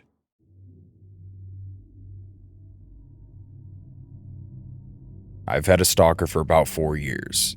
He was never aggressive or sent me proper threats, so, stubborn as I am, I did my best to ignore him and not give him the satisfaction of showing him any fear. His stalking behavior mostly just consisted of sending me letters and gifts, such as photos of my own apartment building from the outside or things he dug out of my trash can. I've called the police many times, but they weren't able to catch or identify him. I discovered the German version of the subreddit, IMA, and thought that people might want to know about what it's like to have a stalker. Since I barely use any social media aside from Reddit and have no personally identifying information there, I didn't think he'd ever see it. Under the comments section, one person even asked, "Does he know you're putting him on blast on Reddit?" And I answered, maybe it would make him angry. Don't know, don't care. Well, I know the real answer now. He did see it, and he did not like it. Like I said, he was never aggressive and never came close to me. The closest I know of was when he sent me a picture of myself unlocking my apartment door, taken from the stairwell leading up to the door. I think he might have hid a camera there instead of actually being there to take the photo himself, because I think I would have noticed him if he did. I don't know how he got wind of the subreddit, but he did. The next week was quiet, no letters, and I didn't see him anywhere. Then he left me letters with printed out questions and answers from my Reddit post. He also left me a long, hateful letter towards my boyfriend about an issue I had posted on the German version of AITI. His letters were never hateful like that before, though he never seemed happy with my boyfriend. He wrote about how I should share the spotlight with him since I got so much attention thanks to him. A few days later, I got a gift, but this time, he didn't leave it in my mailbox or at my car like he usually did. No, this time, he left it inside the apartment building right in front of my door. I didn't take it inside my apartment, but opened it outside. It was a pretty big box, which was also unusual, and it was taped shut. As I was typing it out, I realized that wasn't a good idea at all and could have ended badly for me, but luckily, he didn't send me a bomb or anything. He did, however, send me several zip ties, a roll of painting tape, a TV remote with most buttons picked off, a pack of band-aids with a few used ones, and a framed picture of me. I could tell the picture was taken from a few days ago, and my boyfriend was next to me but cut out of the photo. The frame was shattered, and the package was full of glass shards, clearly more than what could have just fallen out of the frame, and they were also intentionally put inside the crumbled newspaper that was stuffed in there to keep it all in place. I called the police right away and gave it to them. They were finally more concerned this time and told me they'd send patrol cars more frequently. He didn't show up or leave me any letters or gifts for about another week and a half, but 8 days ago it started again. I found letters in my mailbox where he wrote about how he wasted his time on me, how I haven't been appreciating his effort, and how he was wrong about me being special. 5 days ago, I left my apartment in the morning and heard a crunch sound as I stepped on my doormat. He put broken glass under it at night. I went off to work because I was in a hurry and was just going to make my boyfriend call the police. But then I found my car had also been vandalized. The sides were scratched, lights smashed, and the windshield had a phrase painted on. "It's time soon, Miss Beckridge." I went back inside and called the cops myself.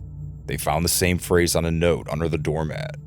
This time, they really took me seriously, which might have been because I was just pissed at that point, which I made very clear.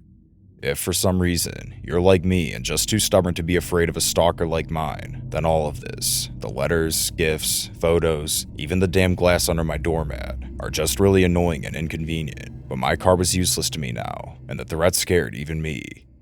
I did, however, have a dash cam in my car, and it caught everything. The police took the footage as evidence even though the dash cam footage wasn't of high quality, and I had given them photos of him that were just as good as before, but they said it wasn't enough.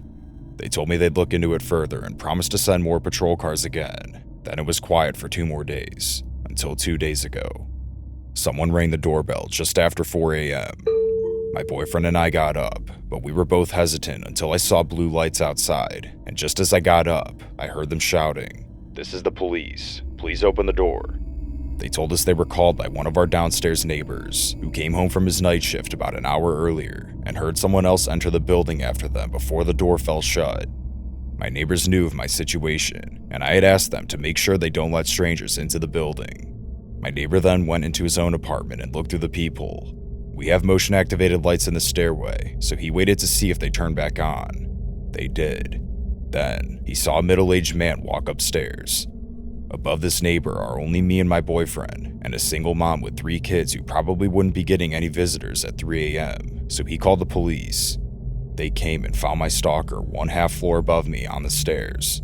He should have been able to see the cop car since there was a little window up there and they had their lights on, but he either missed them or wanted to get caught. They found a pocket knife on him, and he confessed to being my stalker right away. He's finally caught. They got him. It took 4 years, a provocative Reddit post, and one very vigilant and caring neighbor, but he's finally done, for now at least.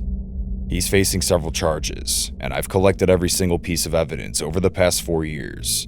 I don't know what kind of outcome I can expect, but for now, I've finally got some peace. I've been working the graveyard shift at a gas station in my town, but ever since my most recent shift working overnight, we're now closed during nights. Working that shift was probably one of the most uneventful jobs in the world because we're located pretty far off the beaten path. I'd maybe get a total of 10 customers throughout the night, so I spent most of my time on my phone in the back. This night in particular was going exactly as I expected. Other than 1 or 2 cars pulling in the lot every hour, I was on my own. Then, around 3 a.m., I watched 2 cars pull into the lot almost simultaneously. Seeing multiple cars at once was a rare occurrence, especially given the fact that they both came within 30 seconds of each other. The first car from what I could make out was a black sedan, and the other was a red SUV. The black sedan pulled up to a pump and parked, followed by the red SUV pulling up to a pump 2 rows over and parking as well. I didn't think much of it and continued scrolling on my phone, occasionally glancing at the security cameras that were in the back. A couple minutes must have passed before I heard the bell to the main door ring. I got up and walked out to the front to see a middle-aged girl walking directly towards me in what seemed like a panic manner. I smiled and asked how I could help her, and she nervously replied, "I don't feel safe pumping gas by myself with that car out there. Can you come with me?" A little taken back, I asked, "Did something happen? Why are you worried about that car?" Even though I'm a bigger guy and can probably fend for myself, I was a little creeped out by the situation. She said that the 2 guys in the SUV kept staring at her, and every time she'd look back, they'd look away.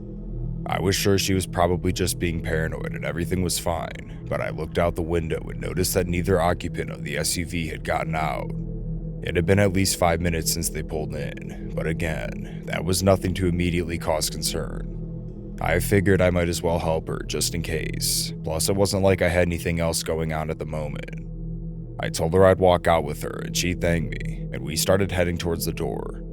Once we got outside, she sort of picked up her pace and walked in front of me, looking down at her phone while we walked out. Now, I wasn't sure if I was just psyching myself out, but the girl's body language seemed awfully relaxed now that we were out there. I guess I was just expecting her to show a little bit more concern, considering we were approaching the SUV she was worried about. Once we got to the pump, she said that she couldn't find her card, so she started rummaging around inside of her car. I stood there waiting, but it was taking a lot longer than I expected for her to grab her card out. I started looking around the parking lot, then suddenly, the driver's side and passenger side doors of the SUV flung open, and 2 men got out and walked around to their pump, preventing me from being able to see them. Almost simultaneously, I noticed another man walking towards me from behind the building. He must have come out of the woods, but he was still a pretty long distance away from me. I was starting to tense up. Something felt off. Then, I turned around again, only to see another man walking towards the gas station from the opposite end on the sidewalks, both of them walking with a quicker pace. That was when I really started to panic. I whispered to the girl that something wasn't right and that we needed to head back inside. She was still leaned over in her car, fumbling around for her card, and she replied, "What? We're fine, what do you mean?" I told her that there were 2 people walking directly towards us from opposite directions, and how she reacted made my heart sink. "We'll be fine. That's why you're out here. I think I found my card." That was the final straw for me. I turned and sprinted towards the entrance doors, and as soon as I did that, I saw out of the corner of my eye that the 2 men from the SUV were chasing me. I hurriedly ran inside and pushed the panic button, which immediately alerted the police of an emergency. I then went in the back and locked myself inside, praying that they wouldn't come in. When I looked at the security cameras, they were both heading back to their SUV, and the 2 men walking from opposite directions turned around and disappeared back to wherever they came from. The SUV ripped out of the parking lot, followed by the girl in the sedan, who turned out the same direction they went. The police showed up minutes later, but none of the officers were able to get their plates, thanks to our crappy security feed that our boss never decided to upgrade. They were, however, able to get a good picture of the girl who came inside the store. They eventually left, and we both agreed to let each other know of any updates. It wasn't until they left that I finally had time to think about it. The girl's body language seemed incredibly strange. After talking to a lot of my friends and family about it, we all agreed that it sounds like the girl was with those guys, including the guys who were walking towards the gas station. It still doesn't make a lot of sense to me. Why would they lure me outside? To jump me? It seemed like it would have made more sense to rob the cash register if they wanted money, which leads me to the only conclusion I can come to, and it horrifies me. Maybe I'm totally crazy, but I think they were planning to kidnap me that night. The whole thing seemed well planned out, which makes me consider the possibility that they were in a trafficking ring. Upon talking everything over with my boss, he decided to close the place down at 9 every night, so we are no longer 24 hours. It's not safe for the workers, especially after me, who's probably the biggest one there, almost got kidnapped on shift. I still haven't seen them since, and I have no idea if they'll ever come back. I just hope they don't.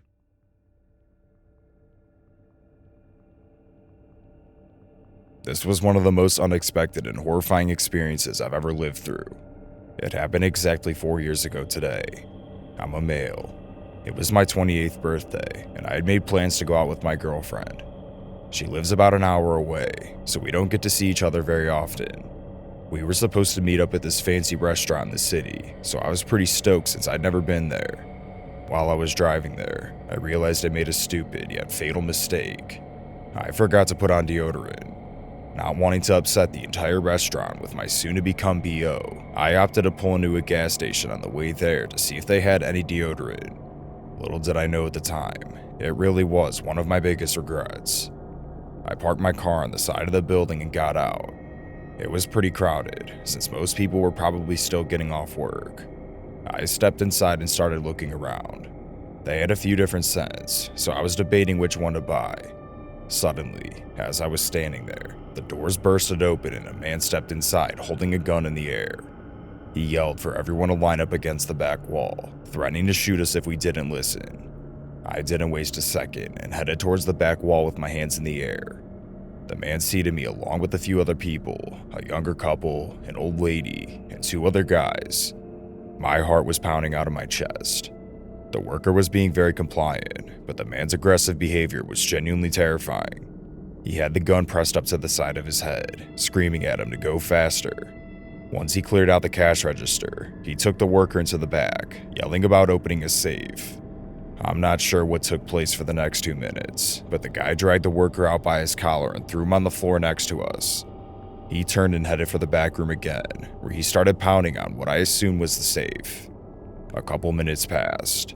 The 2 men seated on my side started whispering to each other, and although I couldn't make out whatever it was they were saying, it sounded like they were talking about fighting back. That was when the reality of the situation fully dawned on me.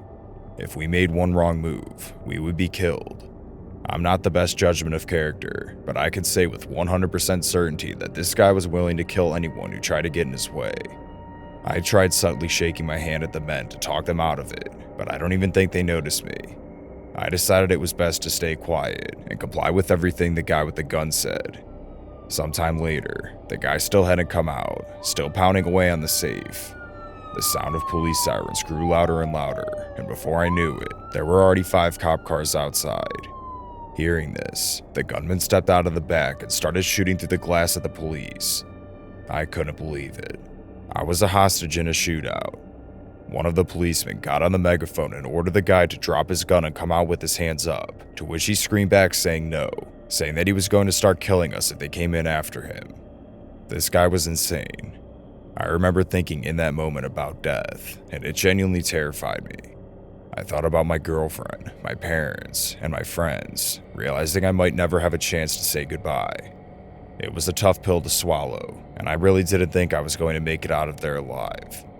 That was, until the man on the far end of us stood up and attacked the man from behind, who was facing the window looking out at the police. The guy managed to tackle the gunman to the ground, in turn making him lose grip on his gun, which fell and skidded across the floor. However, the gunman was able to get on top of the guy, and the screams that followed still haunt me. I didn't know this at the time, but the gunman also had brass knuckles. I'm sure you can get an idea of what happened. Amidst all the screaming, the other guy who was sitting next to him got up and attacked him, this time being able to successfully submit him on the ground. Once he had him under control, he turned and yelled for the police to come in, and just like that, it was all over. The man was arrested and sentenced to jail for 30 years. My 28th birthday was horrible, but it was quite the eye-opener. Since that day, I've learned to not take anything in life for granted, because you don't know when your last day will be.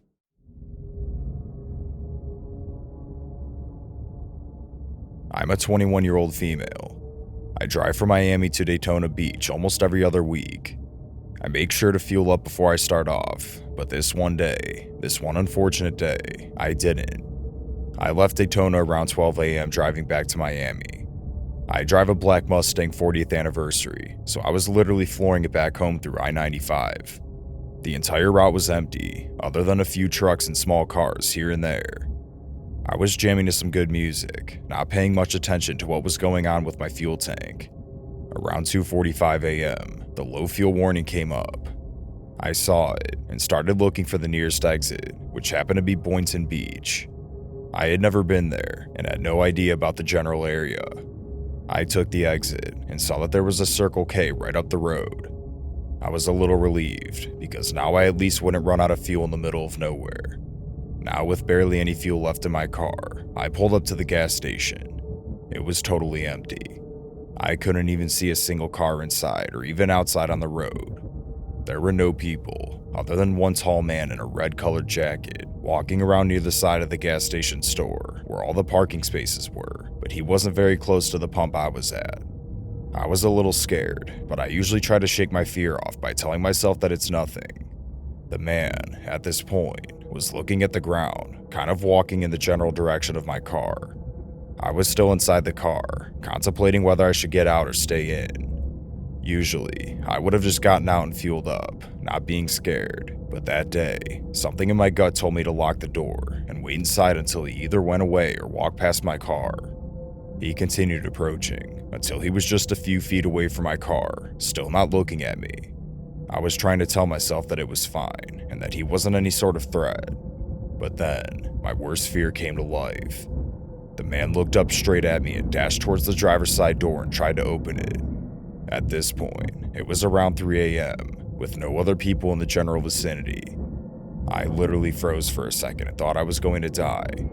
He pulled on the door handle several times trying to get it open, but then I somehow got my senses back, turned the car on, and floored it. He didn't let go of the door handle until I started the car and hit the gas pedal. I'm so thankful that despite the low fuel, my car still started up and drove off. I had nothing on me to defend myself, nothing at all other than a plastic fork I got from Panda Express earlier that day. I still can't get over the whole experience. It still scares the living crap out of me. This just happened last month, and I'm still shaken up by the whole thing. I'm a female, and I'm currently living alone just outside of Dallas, Texas, in an apartment with my 5-year-old Shih Tzu mix, Lucky. Lucky has a track record for wandering off whenever he gets the chance, and this is actually the entire reason for the story. I'll try to keep this part short. At my apartment, we have a community pool. My friend, who lives in the same complex, also has a dog. Her and I will frequently go hang out at the pool whenever we're both off work, and we'll occasionally bring our dogs.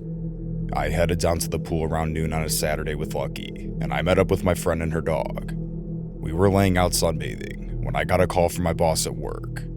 Something apparently got messed up in the accounting from the week prior, so I had to run up to my room and check my laptop. I asked my friend to watch Lucky while I was gone, and she agreed, so I left. I couldn't have been gone for more than 15 minutes, but once I came back, I immediately knew something was wrong. My friend was outside in the parking lot near the pool entrance in tears. That's when I realized that Lucky was gone. I was furious at her, but I tried not to show it, since she was obviously very upset by the whole thing. She explained that she was laying down on her chair holding Lucky's leash when he spotted a group of deer in the grass area and took off into the woods, pulling the leash right out of her hand when she wasn't expecting it. She chased after him, but he was out of sight in a matter of seconds. We spent the next couple hours roaming around the woods calling his name, but he was nowhere to be found. I was devastated. I knew I wouldn't be able to sleep or eat, so I headed up to the library and started printing off hundreds of flyers to put all around the city. I used the first picture I found on my phone. It was a picture of me and Lucky that my mom took when I first moved into my apartment. I spent the next 4 hours putting them on every street corner and pole I could find. I also contacted every animal shelter and warden in the Dallas area, asking them to let me know if anyone brought in a Shih Tzu, and after that, all I could do was wait. It truly was the longest day of my life, and every passing second felt like hours. Sometime around 11 o'clock that night, I was laying in bed wide awake, crying into my pillow. Suddenly, my phone started ringing.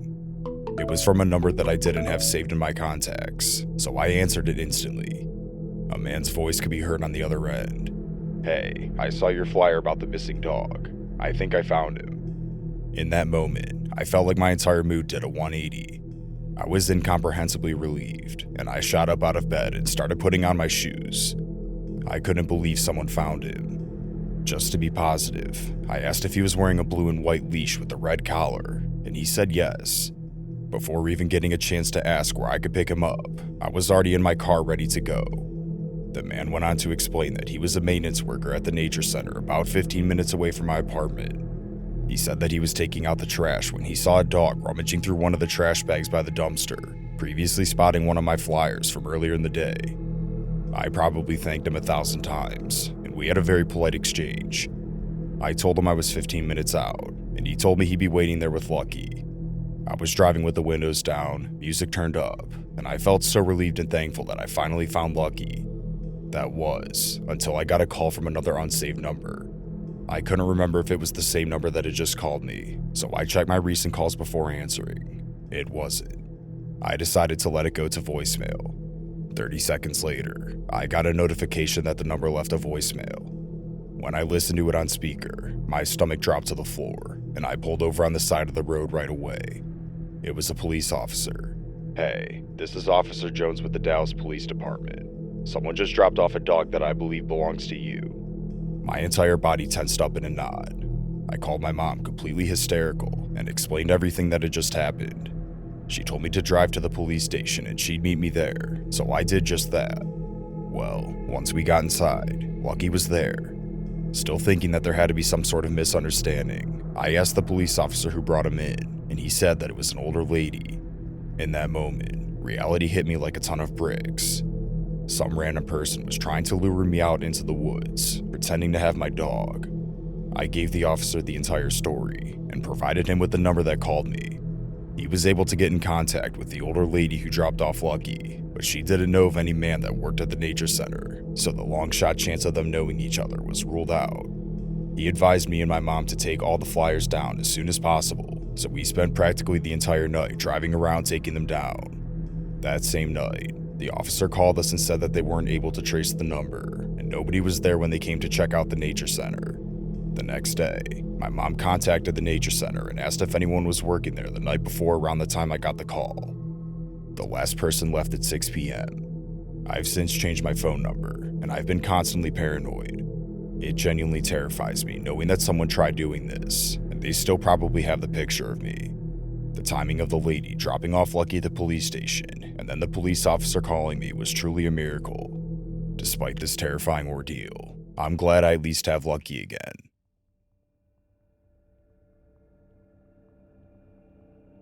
For context, I'm a female, and this happened when I was 24. In 2010, I was driving from New Orleans, LA, to Eugene, Oregon. It was just me and my 2-year-old pit bull in a 14-foot U-Haul truck with everything I owned crammed into the back, a fancy flip phone, and my printout of MapQuest directions. I think the first smartphones actually came out around that time, but I didn't have one. Cell phone service was also much spottier, and there were long stretches through the desert where I had zero service for hundreds of miles. I was driving down a lonely stretch of highway through central Texas when I realized I hadn't seen a town or exit for a very long time, and my giant U-Haul was really low on gas. Just when I started to freak out and seriously run out of gas, I spotted a small town coming up. I ended up taking the exit into this town, and it was noticeably small. I was so worried about other things that I never did pay attention to the name of the town, but there were only about 6 streets in the whole city. Once I filled up on gas, I got back on the road, but for the life of me, I couldn't find my way back to the highway. I circled around the town about 4 times and started getting frustrated because it really was a tiny town. I could literally see the highway, but I couldn't find the entrance ramp, so I returned to the gas station to ask for directions. Now, when I got gas, I paid at the pump and never went in. So, as I stepped inside, I noticed a nondescript guy with black hair hanging down in front of his eyes sitting behind the counter. He didn't particularly come across as creepy, but he was definitely a little rude. He never really met my eyes, only looking down at a magazine the whole time. After asking him where I could find the entrance ramp, he gave me directions that didn't sound right at all. He was telling me to take a road that would get me to the highway in about 17 miles.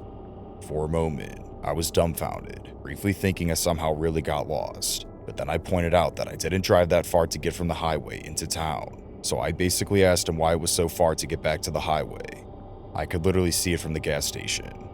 He was being so nonchalant, almost like I was just an annoyance and could follow his directions or not, basically giving me the vibe that he didn't care. He gave me some explanation about the road curving around that didn't make any sense, still avoiding eye contact with me.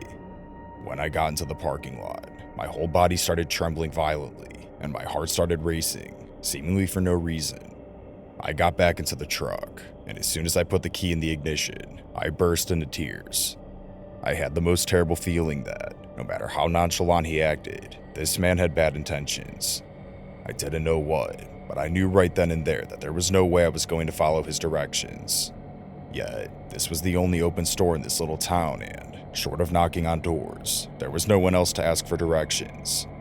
I decided that I didn't care if this town seemed like something dropped out of the Twilight Zone. I was going to drive around until I found my way out, even if it took all damn night. Then, a big red beater of a pickup truck, as much rust as metal, pulled up, and out came the quintessential Texas man, tall, husky, and wearing a flannel and work boots. Without even thinking about it, I jumped out of the truck and approached him quickly, yet warily.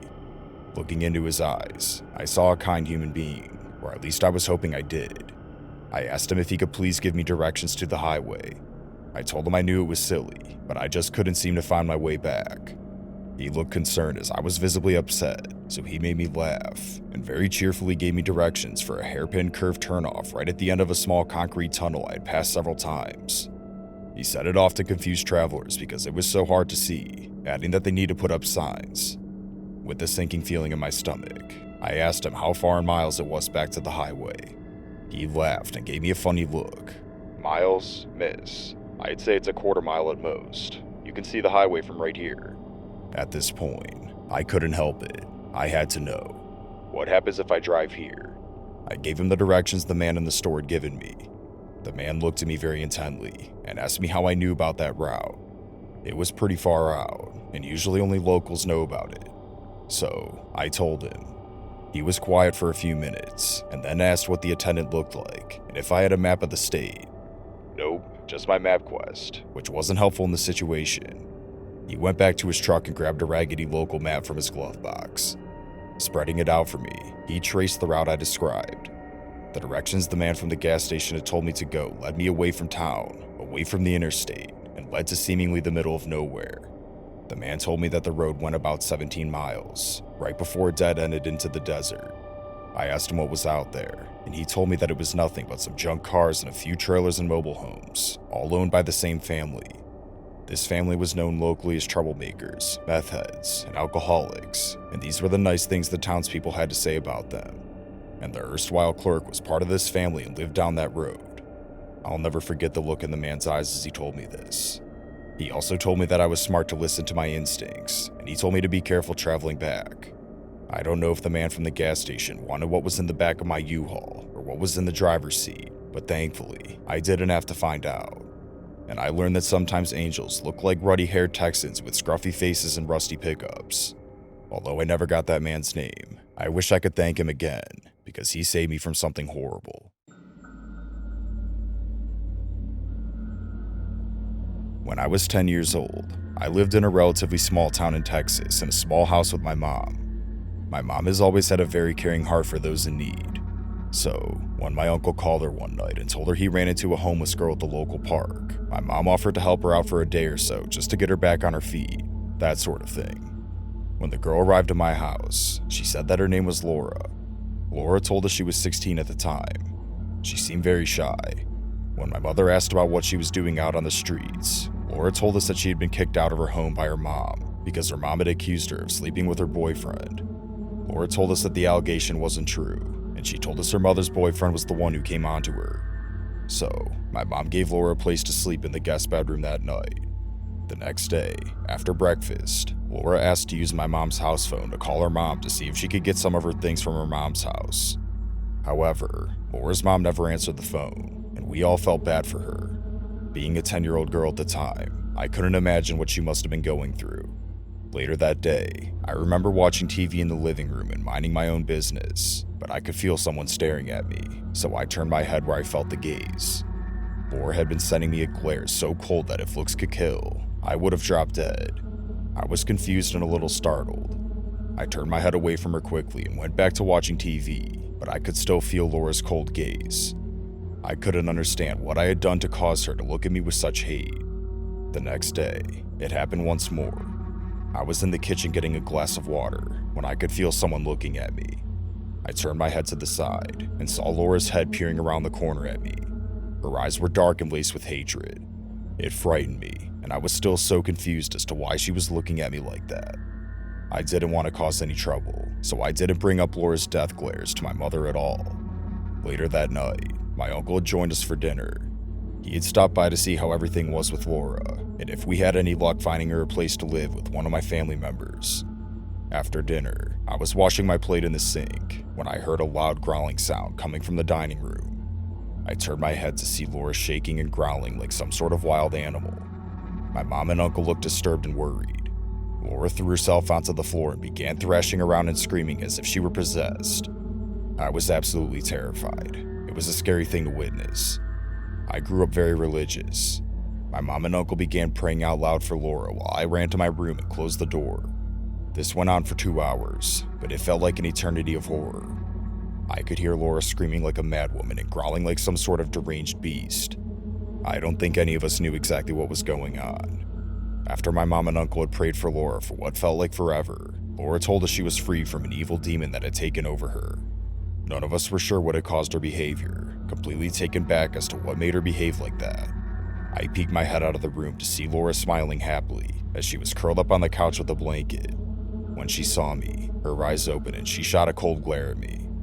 I quickly closed my bedroom in fear, then placed a chair in front of my bedroom door and tried to sleep.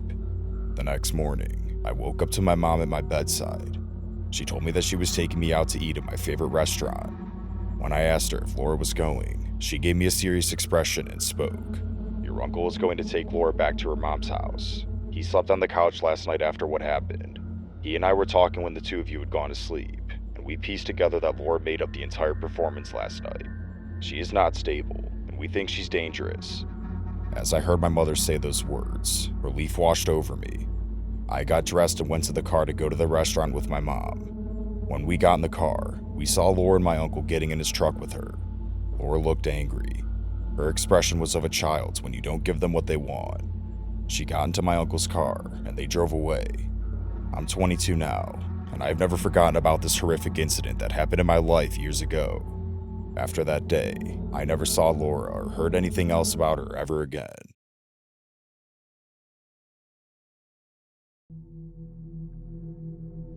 I was born and raised in a small town in eastern Arkansas. My father was the sheriff for 32 years, and I followed in his path in law enforcement. Once he retired, I was promoted to sheriff. Our town is very close-knit, and it's one of those places where everyone knows everyone. Over the years, I've responded to a fair share of strange calls, but the most recent one takes the cake.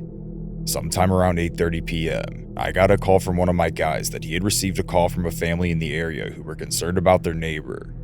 Their neighbor was an elderly woman named Eleanor, and she hadn't been seen by anyone for the past 7 days. I was lucky to be very familiar with her because she was one of the nicest people in town. On holidays, she'd often bake stuff for my family and drop it off, and she was pretty much loved by everyone. So when I heard this unsettling news, I didn't hesitate to hop in the car and meet my deputy. I've done a fair amount of welfare checks, so I've learned to be ready to expect anything. Oftentimes it's just a false alarm of some sort, like someone taking a vacation, but other times, it can be much more upsetting. Given the fact that Eleanor was 76, I tried my best to prepare myself for the worst. I always make sure to send 2 guys, since anything can happen. I arrived at Eleanor's house about 10 minutes later. The deputy's car was parked on the side of the dirt road, so I pulled up right behind him. At first glance, it was apparent why we were called out. The grass was overgrown, the mailbox was full, and the house looked dark from the inside. However, her blue Chevy Trailblazer was parked in the driveway. This wasn't an immediate cause for concern, because she would only drive it once or twice a week to pick up groceries in town, or occasionally go to her pinochle club. As we started heading up the driveway, the neighbors who called came out and spoke with us. It was a husband and wife, who we each knew personally. They basically reiterated everything we noticed upon arrival, and we told them to go back inside, stating that we'd let them know once we checked it out. I started by knocking on the door a few times, shouting, "Hey Eleanor, you home?" No response. I repeated this a few times, but no one answered, so I increasingly grew more concerned. I knew Eleanor had family out east, so there was also a chance that she was visiting with them. I tried the front door, but it was locked, so I had my deputy wait in the front while I walked around the back to see if any doors were unlocked. There weren't, but once I was in the backyard, I discovered something that immediately raised a red flag. One of the windows in the back was smashed. The window was pretty high up from where I was standing, so I couldn't get a good look into the room. I tried shouting again. "Hey Eleanor, you in there?" No response again. I drew my gun and wrapped back around the house to tell my deputy, and we were left with no other option than forcing entry. Due to the glass shards along the windowsill, we opted to kick in the front door. After giving it a few good hits, it gave, and I entered first with my gun and flashlight in hand. I continued shouting for her, but there was no response. We cleared the living room, but there was no sign of her. As we made it further into the house, I noticed a very foul odor, and my heart sank. I turned into the kitchen where the smell was the strongest, and what I found brought some mild relief. There was a crock pot in the sink with uncooked chicken that had definitely been sitting out for a while. I gagged as I stepped away from it, and we continued searching the house. Up until that point, nothing seemed out of place until we reached the room with the broken window. The door was shut and locked, so we had no other choice than to kick it down as well. Well, when we tried, the door wouldn't budge. Instead, the door itself caved in the middle, but it still wouldn't open. We eventually got to the point where we were throwing our bodies into the door at the same time, and after several more attempts, the door finally opened, instantly followed by a loud crash on the other side. What I saw when I stepped inside looked like something out of a horror movie. I was looking at a completely ransacked bedroom. The bed was flipped over, clothes were all over the floor, and a huge bookshelf was flipped over, which must have been blocking the door when we tried to get in. We were looking at a crime scene. I closely observed everything in the room to try and figure out what happened, but I could only come to one horrifying conclusion. It seemed like the bookshelf was pushed in front of the bedroom door to form a barricade, but other than that, I could only guess. We finished searching the rest of the house, but there was no sign of Eleanor or anything else. I called in forensics and had them come out right away, but the entire house turned up clean. No fingerprints except for Eleanor's. Every door leading out of the house was locked, so it was apparent that someone either entered through the window, or Eleanor somehow managed to do that herself and exited through the window in a panic. Either way, something definitely happened in her house, but none of us know what. I can't imagine anyone ever having a problem with Eleanor, given that she's been one of the nicest and most caring people this town's ever had. We haven't received any tips or clues, and her family was shocked to hear the news. Although things aren't looking good, I'm still trying to remain hopeful. Maybe we'll hear from her soon, and we'll find out what happened, but in the meantime, I just hope she escaped from whatever it was.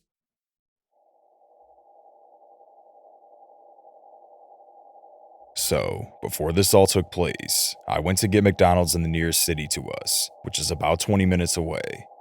After that, I decided to go down to my grandma's house instead of going straight home. For context, she lives down a long farm road, to which you have to turn off down a half-mile dirt driveway just to get to her house. I arrived there at around 9 p.m., and I went in and visited with my grandmother and brother who lives with her. I'd been doing this frequently ever since my grandpa passed away, so I'd be able to at least keep her company. My brother and I took out my grandma's dog to pee around 10:30 p.m., and we just sat outside listening to music and talking for a while. At that point, I was starting to get cold because after all, this was East Texas, so I wasn't used to it getting down into the low 40s at night, so I was about ready to head inside. Suddenly, I noticed something moving in the corner of my eye near the large metal shed that sits a few hundred yards from the house. I didn't really take too much notice though, because it's not uncommon for deer or raccoons to come snooping around in the yard, and plus my grandma's dog wasn't barking, so I thought that it might have just been my eyes playing tricks on me. We finally headed back inside, and my grandma went to sleep around 11 p.m., so me and my brother stayed up and played some video games for a while. At around 2:30 a.m., I was very tired and ready to go home, so I asked my brother to walk with me to the door and make sure that I made it out to my car, because I'm always very paranoid, especially at night. He joked around and said that he would turn off the light on me and lock the door, and I freaked out and begged him to walk me out to the car, to which he finally humored me. I got in my car and immediately locked the doors, and I saw the porch lights turn off as I was driving off back down the dirt road. I got home within 10 minutes and fixed myself some ice cream before I sat down and threw on some YouTube. Another 15 or so minutes passed when I got a FaceTime call from my brother, to which I picked up almost immediately. I could tell that he was freaked out about something, but he wasn't saying anything right away, so I asked him what was wrong. The following is my best attempt to paraphrase what my brother told me. He said that after I left, he went back outside to listen to some music and sit on the porch. He had the music on his phone up pretty loud, which would usually mask any noises of animals coming from the nearby woods. After a few minutes of listening to music, he said that he heard what he thought to be sounds of metal banging around, so he quickly paused the music and listened to see if he could hear the sound again. He stood up and looked towards the shop and the boat shed, which are adjacent to each other, a few hundred yards away from where he was standing. He said he saw a faint light shining around near the boat shed, but then it quickly flicked off. At this point, he was freaking out, so he quietly crept back inside the house and locked the door behind him. He said that he ran to his room in the back of the house, I guess not thinking to wake up our grandma, and grabbed his revolver. He quickly ran back outside and saw the glow of the flashlight move around, and then quickly shut off as soon as he noticed it. He walked out to the edge of the concrete carport and stared out towards the boat shed with his revolver down at his side. The only thing illuminating the boat shed was the faint light coming from the house. He said that he tried to muster up the most intimidating voice he could manage and said, "Who the hell is out there?" To which there was no immediate reply, except for a slight bumping sound which solidified the fact that someone was indeed there. Now, keep in mind, this is out in the middle of the country in a town with a population of just over 1,000 people, and the nearest house is across the lake or miles down the farm road, so no well-meaning person would just happen to stumble across my grandma's house this late at night. Also, my grandma has had problems with people snooping around the property in the past, so this wasn't something any of us take lightly.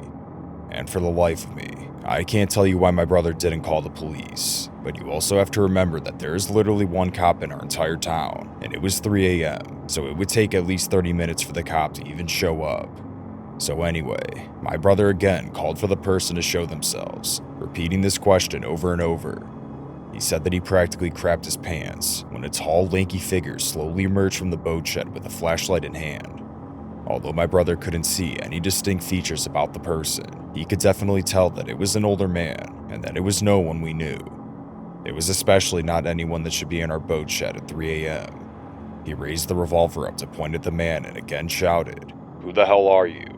The man was still silent and began slowly walking towards him. My brother pulled back the hammer of the revolver and gave one last verbal warning to the man and said, "I swear I will shoot you. Who are you and why are you here?" The man quickly raised his hands up and said, "Whoa, whoa, whoa, calm down, man," in a taunting voice, as he continued walking towards my brother. My brother fired a single shot just above the man's head, to which he finally took that as his cue that my brother meant business.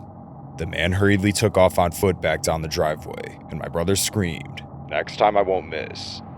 My brother then quickly ran inside to wake up my grandma, who had somehow slept through the entire commotion. She didn't seem worried enough to actually call the police, but of course after hearing this, all I could think about was what were the true intentions of that man. Was he just some druggie snooping around to steal some tools for money, or were his intentions much more sinister? Another question that haunts me about the whole situation is how many times has this happened after my grandma and brother went to bed and we just didn't know, and was he watching us the whole night? I then thought about what could have happened if my brother had actually turned off the lights and locked the doors behind me when I left. When I was 19, I moved from Oregon to Florida to be with my boyfriend at the time. I was thinking white sand, beaches, and Mickey Mouse, but instead got the swamp, bugs, and dirt roads. It was a huge shock to the system.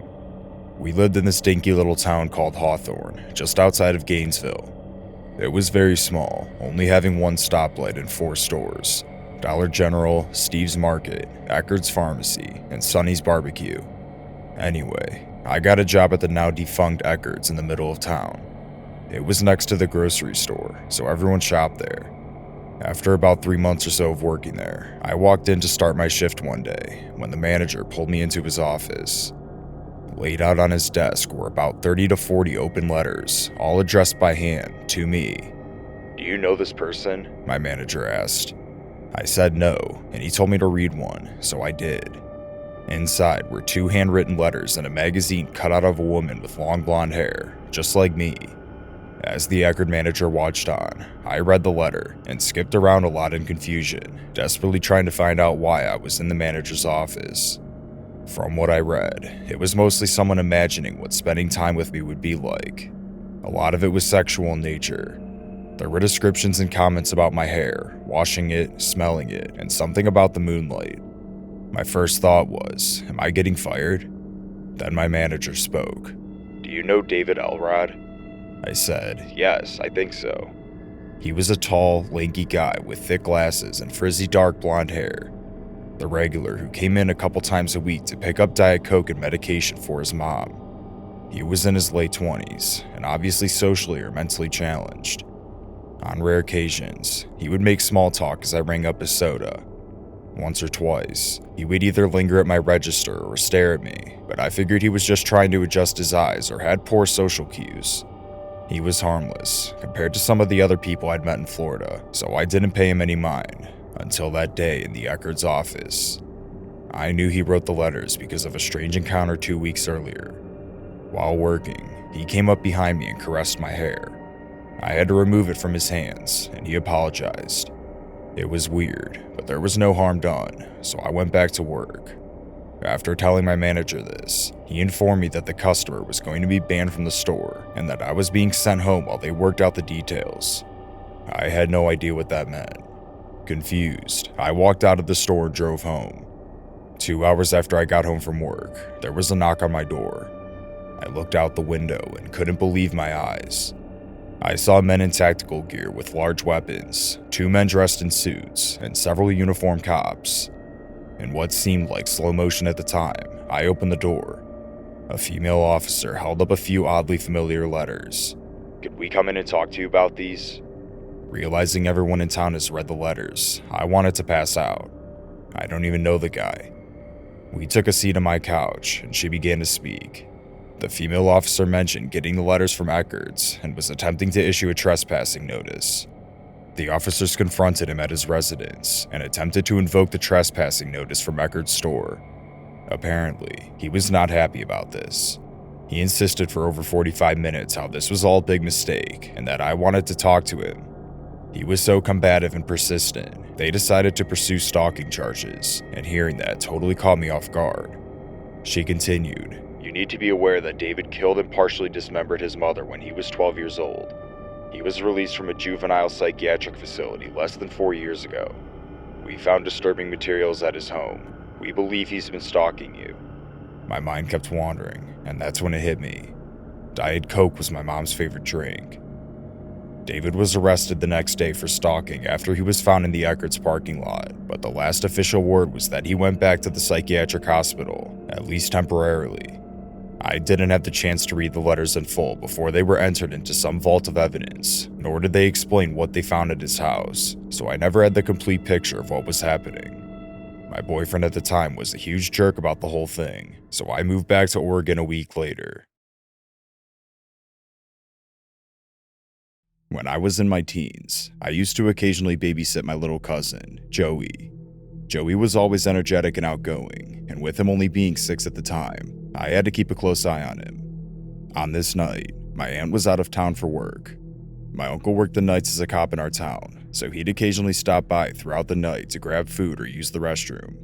Because of this, I left the side door to the house open in case he stopped by. Sometime around 10, I put Joey to bed in his room upstairs. I'm usually a bit of a night owl, so I went back down and stayed up until about 2 in the morning.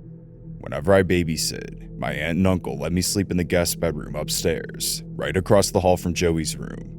Once I finally got myself ready for bed, I shut off the lights and laid down. For whatever reason, I was having a hard time falling asleep, so I was watching YouTube on my phone with my headphones on. Suddenly, I heard a loud bang. I paused the video and took off my headphones, trying to figure out where the sound came from. I wasn't sure if it was just my imagination, but I was certain that the sound I heard wasn't from the video I was watching. Shortly after, I heard footsteps walking around on the main floor, so I just assumed it was my uncle. Since I still couldn't sleep, I got out of bed a few minutes later to go say hi. I slowly tiptoed down the steps, trying to not wake Joey from his sleep. Now, this is when things really started to get weird.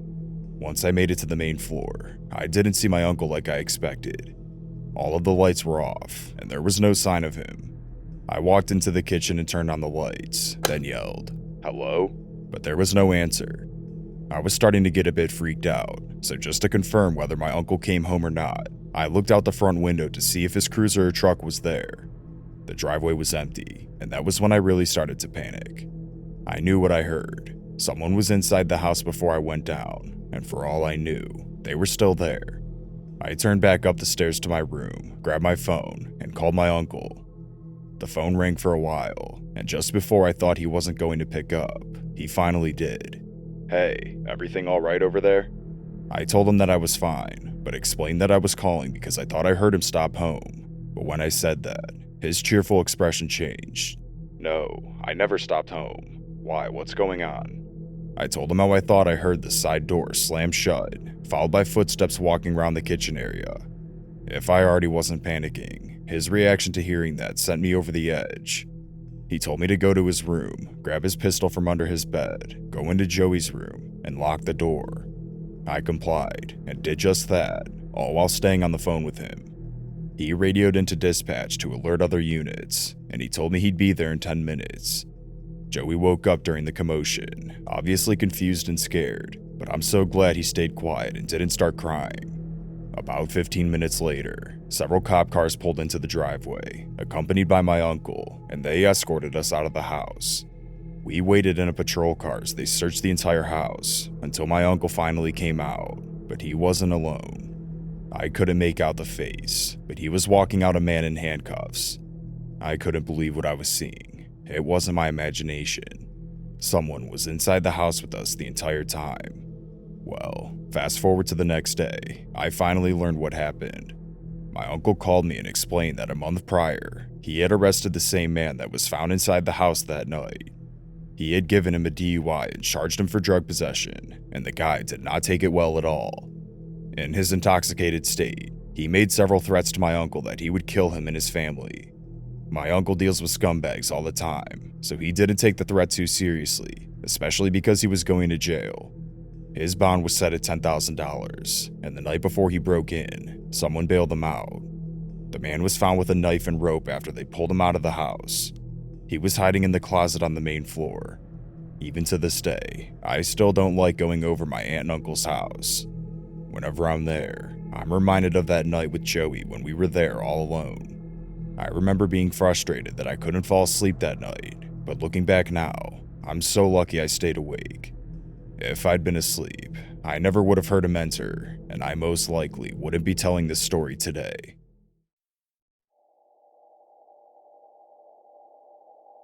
Several years ago, I pushed really hard to make sure that my daughter got a cell phone at a pretty early age. My former spouse didn't really understand why this was such a big deal to me. I couldn't really explain it at the time, but I had a reason as to why I needed her to have a phone, and part of it was from my own experience as a babysitter when I was 14. I loved babysitting for Jack and Diane back then. Not only were they the coolest couple ever, but their kids were sweet and a lot of fun. They had a little toddler boy, Matt, and John, the baby. Jack was a biker, and he often picked me up on his Harley, which was the most amazing thing ever, and his wife loaned me a lot of her leather clothes to wear to rock concerts. They went out partying a lot, and it paid well. It was like a dream job. They were out clubbing that night. I had to put Matt to bed and rock John off to sleep. It was cold out, so they had taken the Mercedes instead of the bike. Several hours had passed, and it was around 2 a.m., and they still hadn't returned home. Even with checking on the sleeping kids regularly, I was getting pretty tired myself. Luckily, they didn't mind at all if I dozed off to sleep, which I did this night. At some point during the night, I woke up to a loud crash and my heart pounding. I had no idea what noise woke me up, and neither kid woke up. I laid there, frozen, on high alert, but I was completely silent. I started thinking that it might have been a dream, but for whatever reason, I was wide awake and terrified. I had just gotten my panic under control when I heard a car door slam shut. I looked out the window and saw they were home, so I went to open the front door. Diane came in, and one side of her face was horribly swollen, and she was bleeding. Stupidly, I asked, "Did you get into a fight?" She raced past me to the phone at the dining room table and started dialing. It was an old tabletop-style phone. Jack came in next, flying past me and screaming. He grabbed the heavy phone receiver from her hand and bashed her on the side of the head. Then he ripped the phone from the wall. She screamed back, holding her now very bloody face, and he smashed her head into the wall. She staggered, gushing blood into the bedroom, then walked out of sight. I heard more screaming and ugly sounds of blows landing when she came tumbling out of the bedroom, then was thrown through the hallway into the crib, in turn waking John. She crawled out of the room as he cried, and Jack dragged her into the hallway and screamed at the baby to shut up. I was terrified, and I didn't know what to do, so I went and grabbed the baby, cuddling him and turning him away from the image of his dad straddling his mom and choking her. The silence as he settled was almost scarier than the screaming. I didn't know if she was dead. I got John settled again and came back out into the living room. I did not know what to do. Diane was lying on the floor, broken, bleeding, barely recognizable, but somehow still breathing. Jack told me to sit down as he dialed a number on his cell phone. I slowly perched on the edge of the couch. Diane crawled to me, then gurgling words past the blood in her mouth. She begged me to protect her babies. All I remember thinking is that I was just a kid too. Soon after, a bunch of Jack's buddies showed up to the house. A few of them said they would take Diane to the hospital. Jack asked if I would stay with the kids, but as he said that, Diane started screaming that if I stayed, he would kill me. I said I just wanted to go home. One of the guys said he would call his wife to stay with the kids, and then they left with Diane. Jack looked at me and told me to get in the car, saying that he would take me home. I had no way to call for help or a different ride. The whole way home, I just tried to stay calm. The turn to my street was at the bottom of a hill. As we approached the turn, Jack kept telling me how he didn't want to go back to prison, saying that he would do anything to not go back. I kept nodding and agreeing as he took his foot off of the brake and drove past the turn. I looked at him, now completely horrified. I just want to talk. I need to calm down before I go home to my kids, okay? We ended up at an all-night donut shop. He had a coffee and donut, got me something, and spent more than the next hour telling me he was not a bad guy, trying to explain to me how prison had changed him. I was less than 5 kilometers from my home, but I had no way to call for help, and no one knew where I was. I just tried to be supportive and agreed with everything he said. Finally, we got back into the car and he drove me home. It was one of the longest nights ever. I woke up to a police cruiser outside my house. I learned that Diane refused to press charges. About a week later, I got a letter from her, apologizing for everything, taking all of the blame. I felt and still feel horrible for her. So, this happened a while ago when I was 17. My girlfriend, who was 16 at the time, was asked if we could babysit for her mom's friend. Since money was involved and we were broke, we obviously took the job. We went to the house at 2 p.m. For the first few hours, everything was going fine, and we were all just hanging out watching TV. The owners told us they'd be home sometime later in the evening, so we were thinking sometime around 8 or 9. However, a few more hours passed, and it was now around 1 a.m., and they still weren't home. My girlfriend messaged them asking what time they'd be home, but they never replied, so we thought to ourselves that they were out drinking and would hopefully be back soon. Prior to taking this babysitting job, the homeowners warned us that we were in a high-crime neighborhood, so they cautioned us to keep the doors locked at all times. Now that it was really starting to get late and we weren't in the best area, we were getting more and more agitated that they hadn't returned home yet. Around 1 a.m., I heard a noise outside. I turned to my girlfriend who was on her phone and asked if she heard it. No, you're just hearing things. And I brushed it off. Around 10 minutes later, I was bombarded with glass. A brick had flown straight through the window, landing on the sofa next to me, just a couple feet away. Now having an adrenaline rush and not wanting to look weak in front of my girlfriend, I went outside to see if I could find the person who did it, but nobody was there, or so I thought. On the left-hand side of the house, there was an alleyway leading into both the back garden of the house and the neighboring house. It was pitch black, but being the brave person I thought I was, I turned on the flashlight on my phone to look down at it. As I did, I almost peed my pants. I saw someone, in a black hoodie, crouched down in the alleyway. We stood there, frozen, staring at each other for what felt like an eternity, before he finally threw himself towards me at full speed. I said to myself, "Hell no," and ran into the house, locking the door behind me as my entire body was shaking. When I got back in, the kids were already downstairs wondering what had happened, and my girlfriend was there to comfort all three, telling them it was nothing, even though they were old enough to probably know what happened if we explained it to them. She started to clean up the mess while I was on the phone to the police, fearing that the person was still waiting outside. The police came within minutes, took down our information, and told us that they would patrol the area, adding that they'd keep an eye on the house until the morning. About an hour later, the police knocked on the door again and gestured me to follow him to his patrol car. When I got to the car, I saw a man sitting in the back seat, hands cuffed. That was when the cop asked, "Is this the person who smashed the window?" I analyzed the person from head to toe, and he fit the description I gave to the police entirely. The parents finally got home, and they were obviously worried about their children's safety. However, they didn't seem surprised at all to hear of this happening. Instead, they thanked us, paid us, and we went on our way home, sometime around 4 a.m. A few days passed until I found out more about that night. It turns out that was the mother's crazy ex, who had full intentions of killing her. When he was taken into custody, they found a knife in his pocket. I still get chills when I think about that night. If I had tried to be brave and fight that guy, I would definitely be dead or seriously injured.